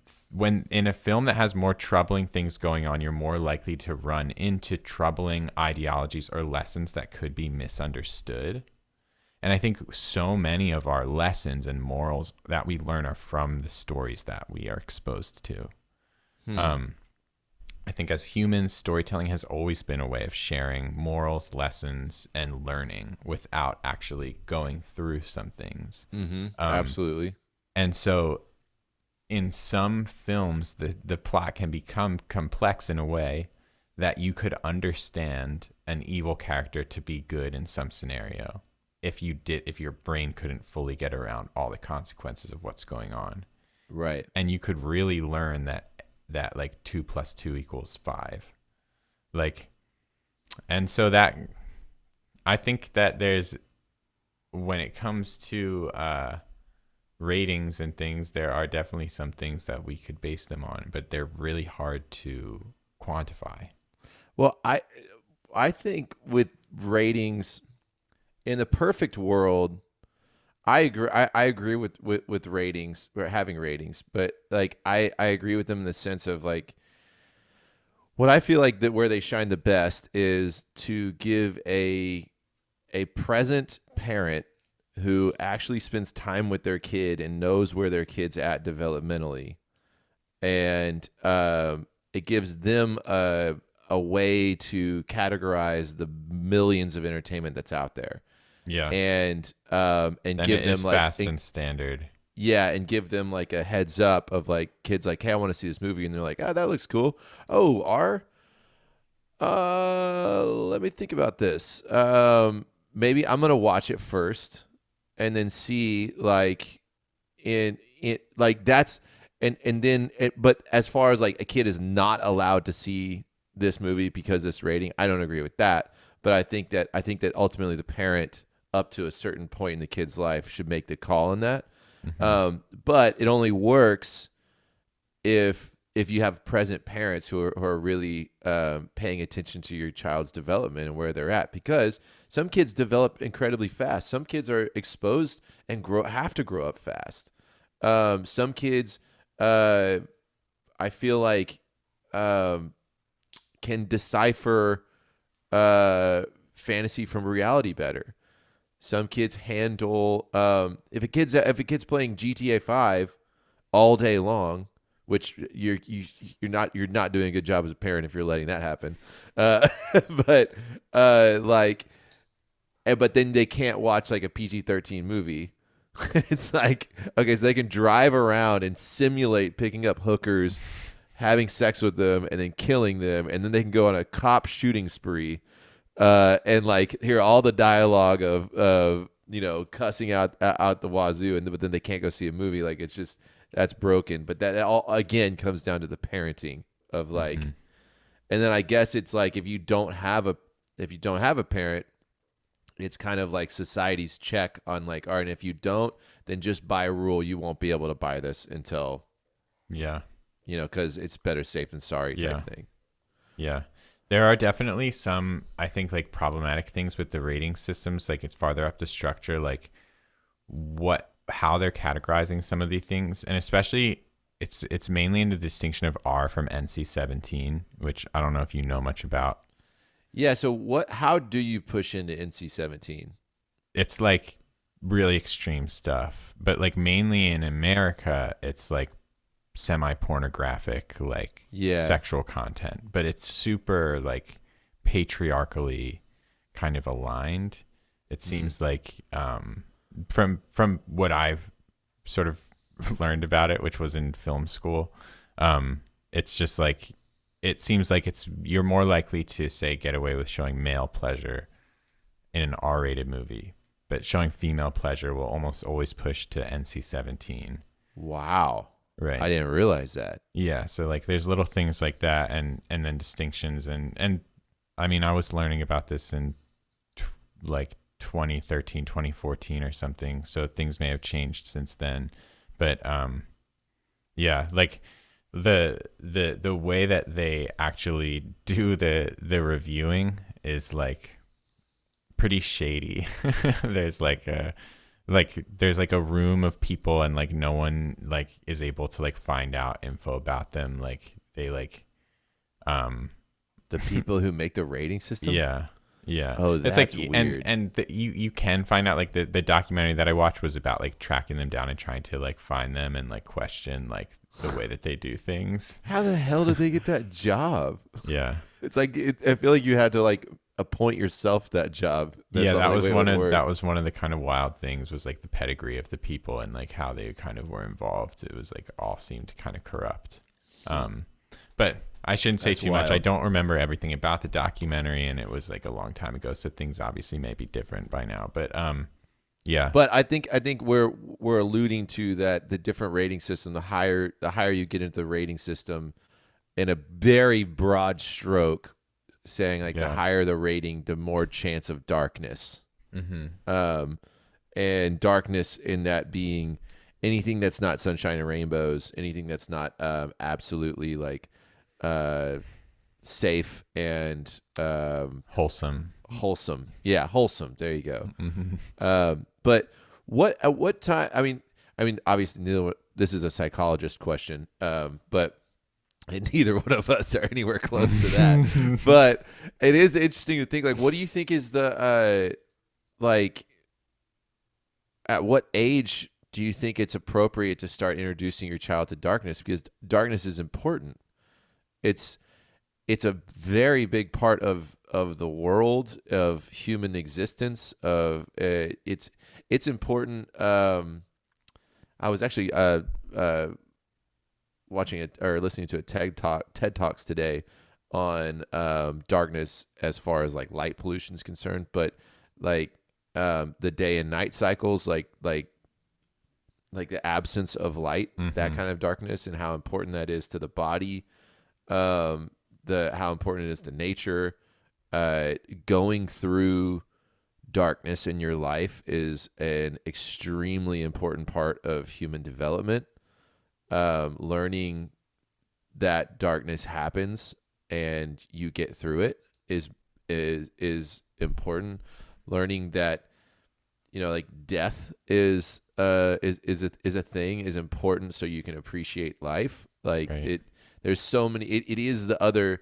It's the contrast that gives everything value. Yeah. So like what?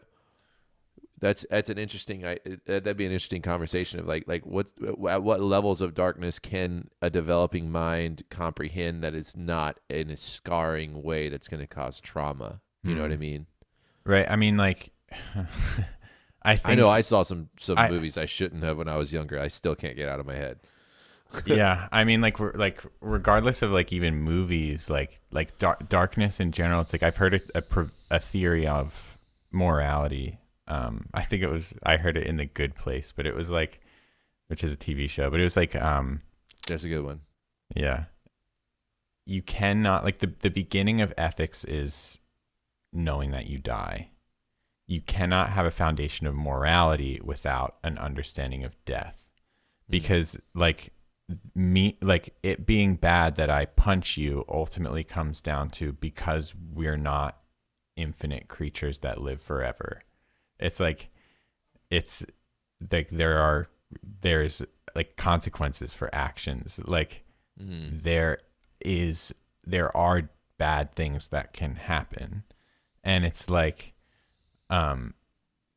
death is essential to understanding that. And it's like you said it, like you can pose it as a question, but I don't think that it's really a question. It's the answer.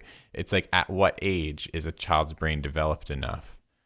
That's the question and the answer. It's like, at some age, and it's going to be different for any individual. It's just like, at what age their brain is developed enough, then you should introduce them to these concepts. Because it's like, we're talking about, the other day I was talking in the car with my brother and a friend about shame and empathy. Like, how is it possible to not teach a child shame?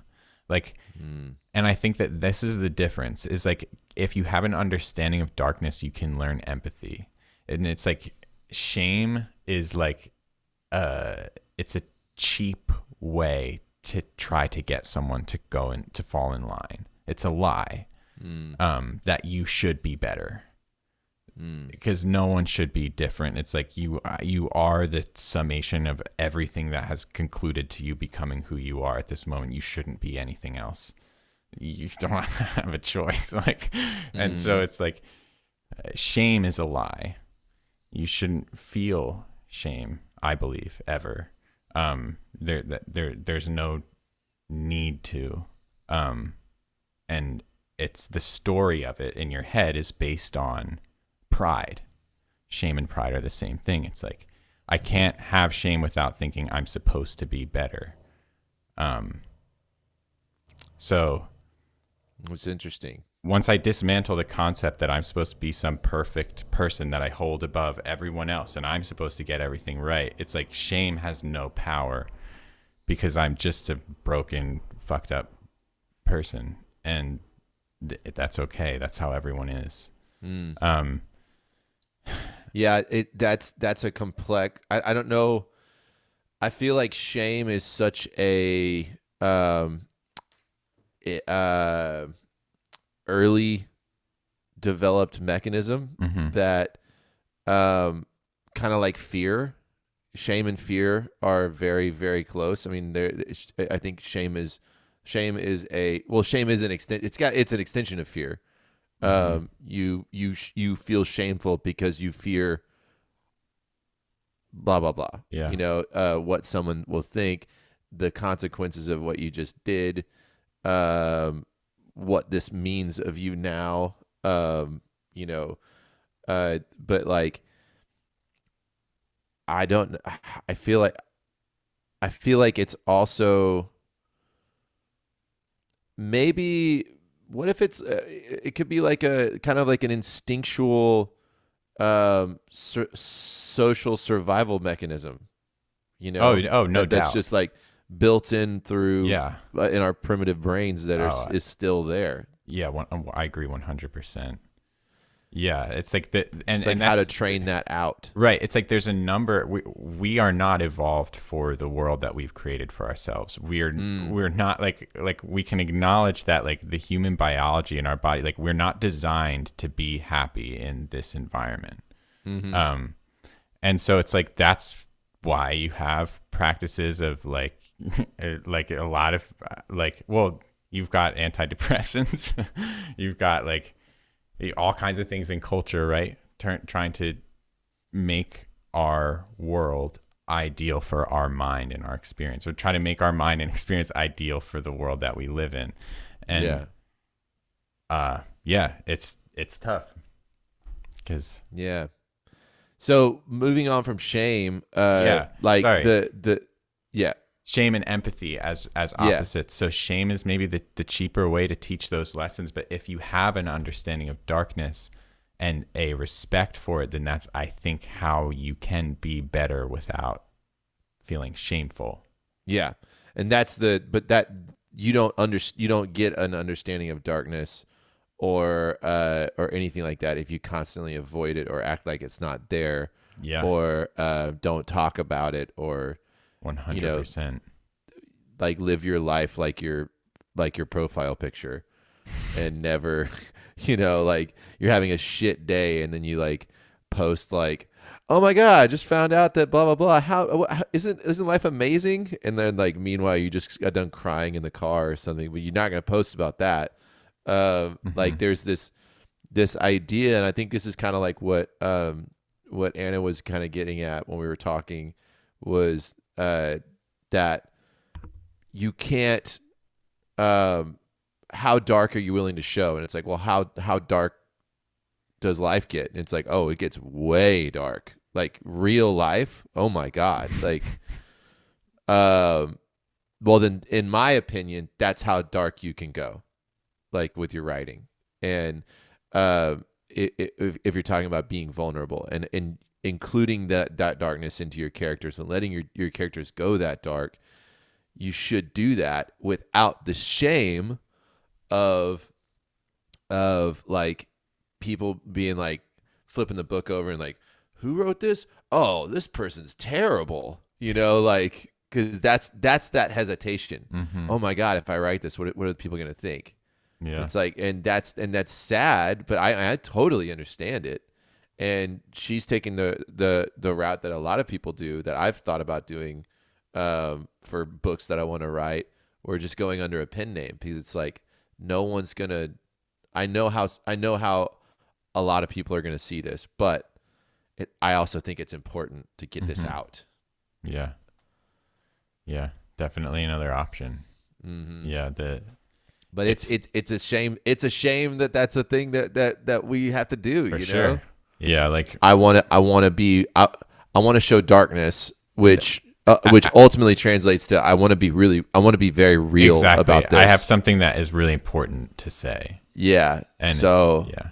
yeah, I just know that the guns are going to get turned on me if I'd say this. Yeah. Yeah. It is a shame that is like, yeah, for sure. But it's cool too. You think about like taking darkness into literature. I mean, if we've been doing it like ever since writing began, you know, it is like it has been a part of storytelling, fables, everything. Like you said, like just kind of teaching you the ways of the world. Yeah. But then you go into like Shakespeare. If you took the darkness out of Shakespeare, how good would it be? Terrible. You know, yeah. If you took the darkness out of Lord of the Rings, how good it would be? Yikes. Terrible. Like many elf cities, so many pretty elf cities, and so hills. many slow pans of the Shire. I mean, you're gonna get sick of that after a while. like just another 111th birthday party. Like that's all we're gonna do. But it's so essential. Like none of that. Like it makes the sweet. You know, like understanding the darkness that either that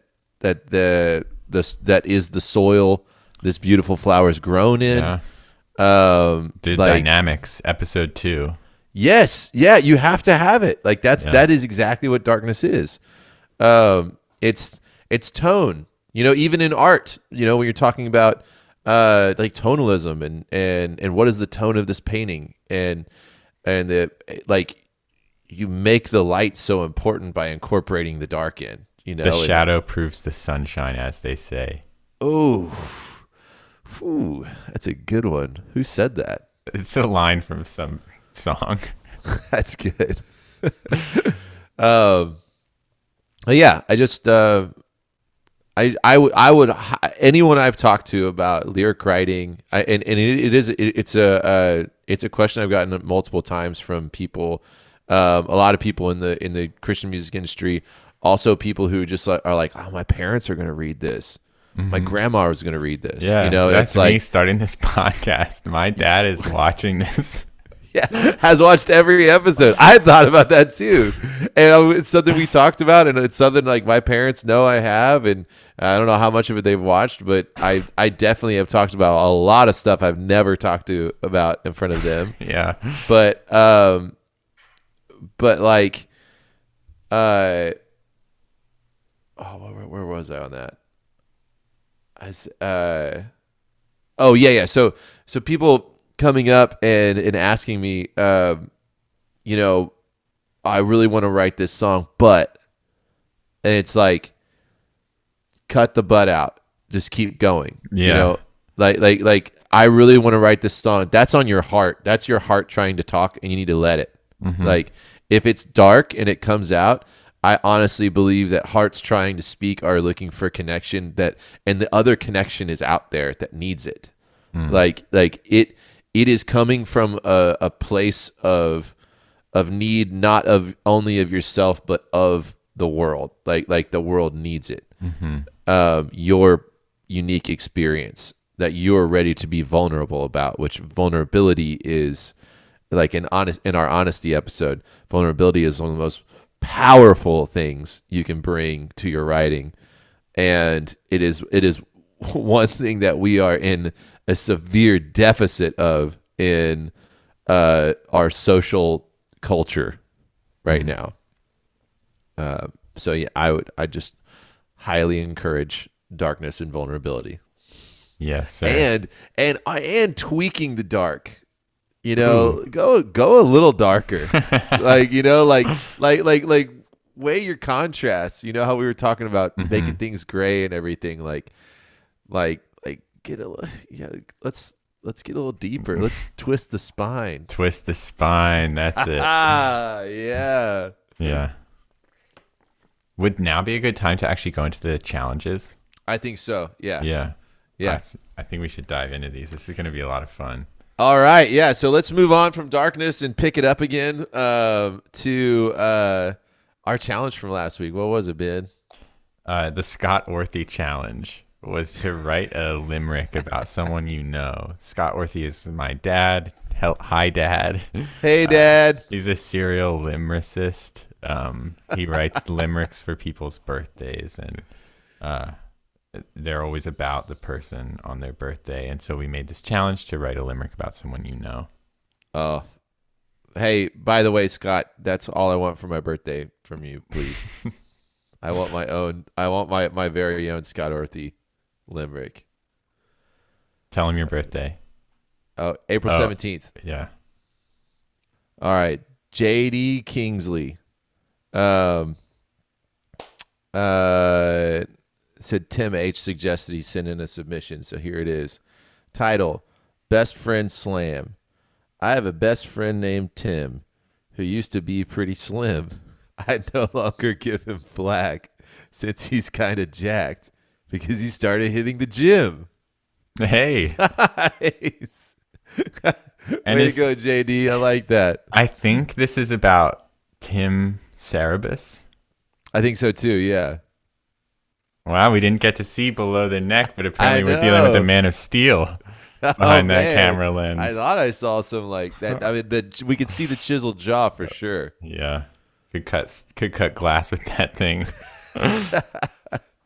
That's great. All right. Yeah, so I'll go ahead and read this one from Brian. Okay. Title is Friend. A beautiful man is this Jonathan. His honesty not on and off again. His heart is quite kind, not a truer you'll find, and I am most grateful for this man. Oh, nice. That's great. Lucky Jonathan. Yeah, I know John. Nice. I know that John this is about. He is a great beautiful guy. Man. Yeah. Damn. Awesome. Way to go. I hope to meet this Jonathan one day. He's quite kind. It's all true. Can't say enough about it. It's honestly, every line of the limerick is true. Checks out. Yeah. Okay. I'm going to do Jameson's. I am 5 a.m. May his enemies fear the name Ben, whose routine gave him keen discipline. His power increasing because he stopped sleeping. His mantra, I am 5 a.m. Hold on, I just realized this about you. May his enemies fear the name Ben, whose routine gave him keen discipline. His power increasing because he stopped sleeping. His mantra, I am 5 a.m. Did he send that to you privately? No, I don't have this. I'm reading the right guy's inbox right now. They hid that one from me, bro. His power increasing because he stopped sleeping. His mantra, I am 5 a.m. That is a great right guy's limerick right there. Yeah, thank you so much. I'm so flattered. I did not see that. I was not expecting that. Okay. All right. So here's one from Tim. The title is Livy. I have a friend named Livy. She lies down in the grass with me. But when I talk deep, she lulls to sleep. Even best friends can be kind of shitty.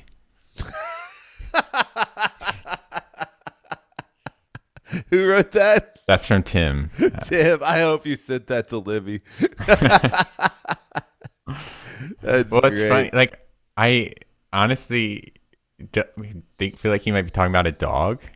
I kind of thought that at first too, but I hope it's a person too. Yeah, who knows? Okay, I'm gonna read Brian's. I Let's already see. did that one. Oh, I okay, think you okay. go next. Okay. Read Oh yeah, yours. that's about Jonathan. See, just trying to talk about Jonathan. I want to get in there. Okay, yeah, it's me next. All right, that was everybody. Wait. Yeah. Oh Unless wait, someone no. submitted not No. through the site. Wait. Yep. For some reason, low B's never come through with the limerick uploaded to site. I wrote it with all of my might. But if real truth be told, if I'm lying, I'm old. If you lose it, we'll be in a fight. I've lost a couple of his submissions. Wait, can you read that again?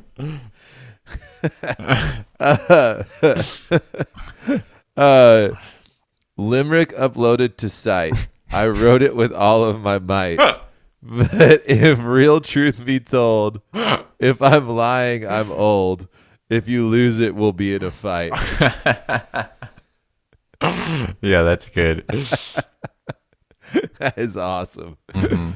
Uh, So he tried to submit and it like didn't work. yeah. Oh, jeez. Sorry. He's tried to submit a few times and it hasn't worked. I'm like, I'm not Huh. getting it. Weird. Um, Well, Lobi, you can always email us directly. yeah. If you yeah. send an email to rightguyspodcast@gmail.com, it's the same folder that we get submissions through the form on the website, Yeah, and it's the probably more website just reliable. sends it to it. So you can always email if it's not coming through. Sorry That about goes that. with everybody. Right, guys? Yeah. Podcast@gmail.com. Yeah. All right.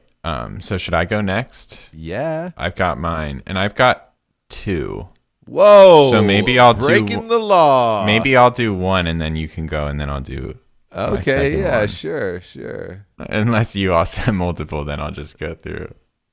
No, I don't. Okay. All right. My elegant princess of hearts, a master of beauty and art. She follows me through to truth after truth. I'm never alone in the dark. I like that. Very nice. This is for my wife, Julia. I love you. Beware of the thief who roams the. Sorry. Here's mine. Beware of the thief who roams these streets. Her sights are set on human meat. With eyes of sienna, she goes by Jenna. She stole my heart. Now for her it beats. Nice. I wrote that for my wife, Jenna. Very cool. Yeah, that's good. Yeah. I've got Man, this. I was like, I was. It's so hard to rhyme Jenna with Mhm. a real word that's not like a. Yeah. Yeah, I just decided to not put Julia at the end of a sentence, at the end of the line. I had a 5-hour drive today that I wrote that in. It took me a solid like 2 hours to find Sienna. Yeah, that was a really good one. All right. Awesome. This is my last one here. A towering hulk of a man, screaming for weeks in a van, sweaty, unbowed, with no change of clothes to dampen the must of his hams. That's you. Damn. The dampen the musk of his hams. Must. And I did sweaty, unbowed in the middle. Bloodied unbound. Oh, there's Benny again. He liked that. Yeah. I had to do bowed to rhyme with clothes, but I think it's a legit pronunciation, right? You can probably pronounce it either way, right?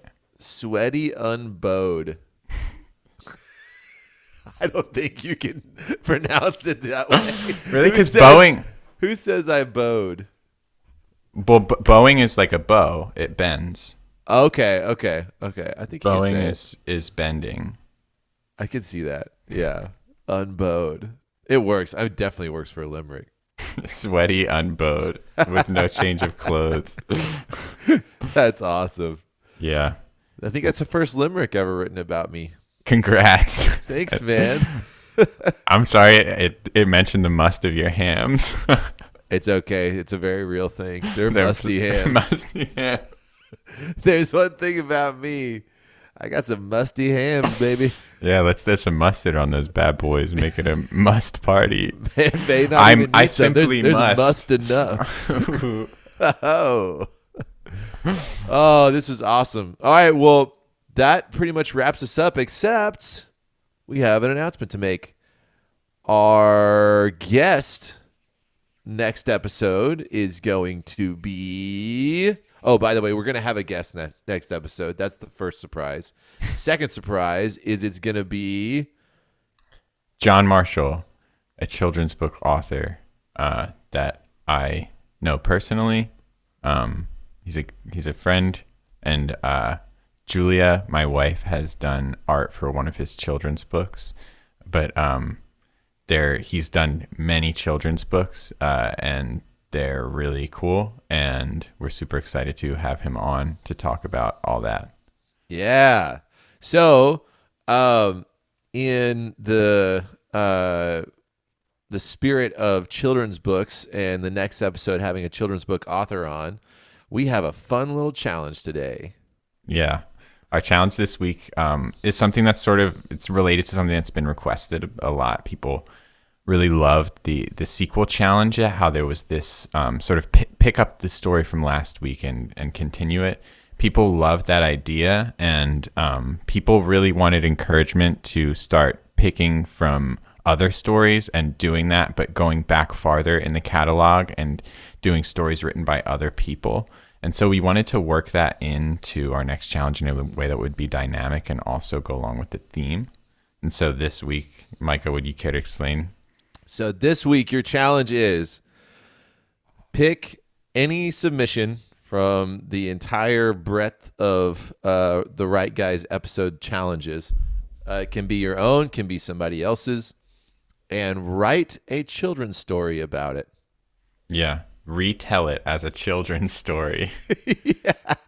I saw some of you eyeing up that Mario story for a rewrite. I expect no one to chicken out at this point. If Speaking you don't of darkness and child development growth.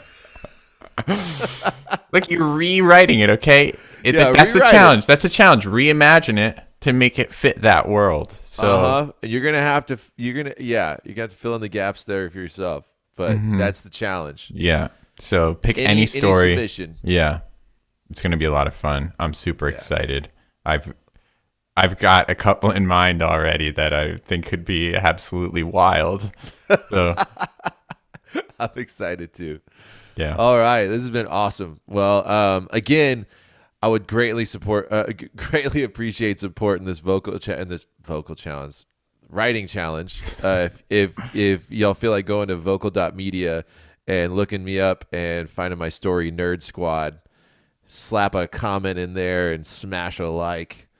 Yes. And let's get this thing published. Speaking of likes, we've never asked for a like on our videos before. Oh yeah, guys, not doing it. Don't do it. Don't do it. Micah, it actually is important and helps.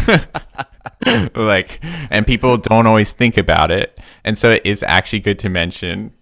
It's funny because Micah and I have this history of whenever we've done streams or different things in the past. Whenever there's a liking aspect to it, he has this character that he goes into to say smash the like button, but he'll go on the most convoluted possible trail to get there, where it'll be like, all right guys, I want everyone to sit down, pick up your phone, call one of your friends, get your buddies to come over, get in the backyard, just build a fire, start building a bonfire. You're going to hang out, we're going to have games, cornhole. Probably need a cooler of beer. People are going to be hot. Yeah, and then at some point in the night, everyone's going to gather together. You're going to try to get all your weight displaced in one central point to get as much pressure on the ground as possible in one place. And then you're going to take the like button and you're going to put it on the ground, and everyone's going to stand around. You're going to jump, and you're going to smash that like button as hard as you can with all your friends and all your might, and it's going to destroy it's going to go down into the mantle of the earth. I need you to. This is what I need everyone on a board, maybe with a center point underneath, and then get a countdown. Maybe have something familiar that everyone knows. Maybe it's just a clap, a 1, 2, 3. But either way, when 3 hits, everyone jump and really gonna smash it.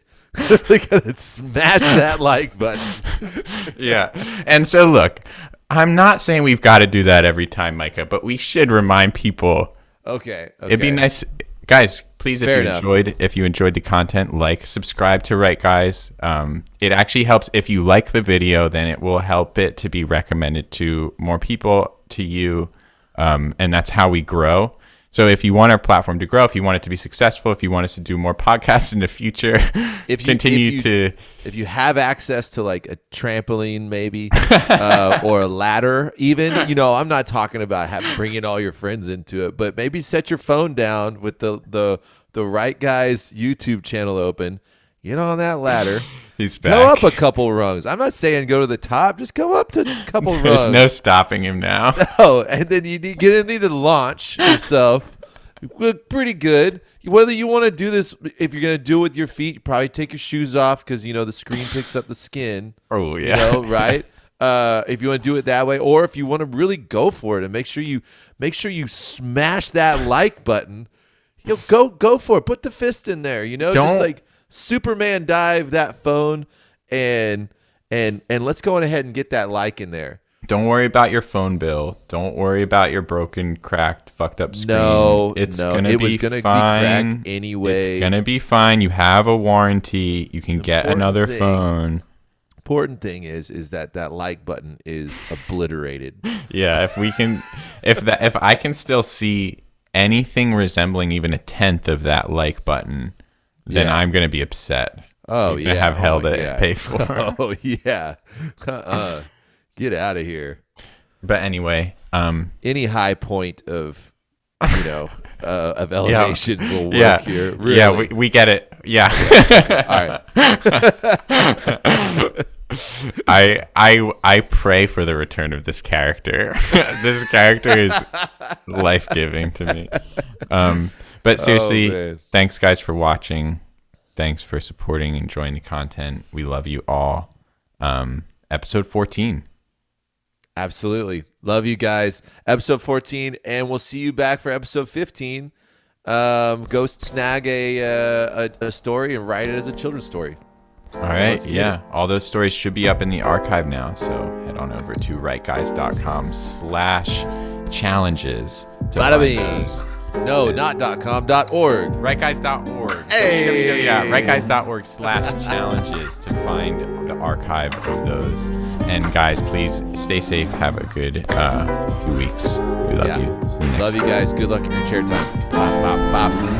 Bye-bye.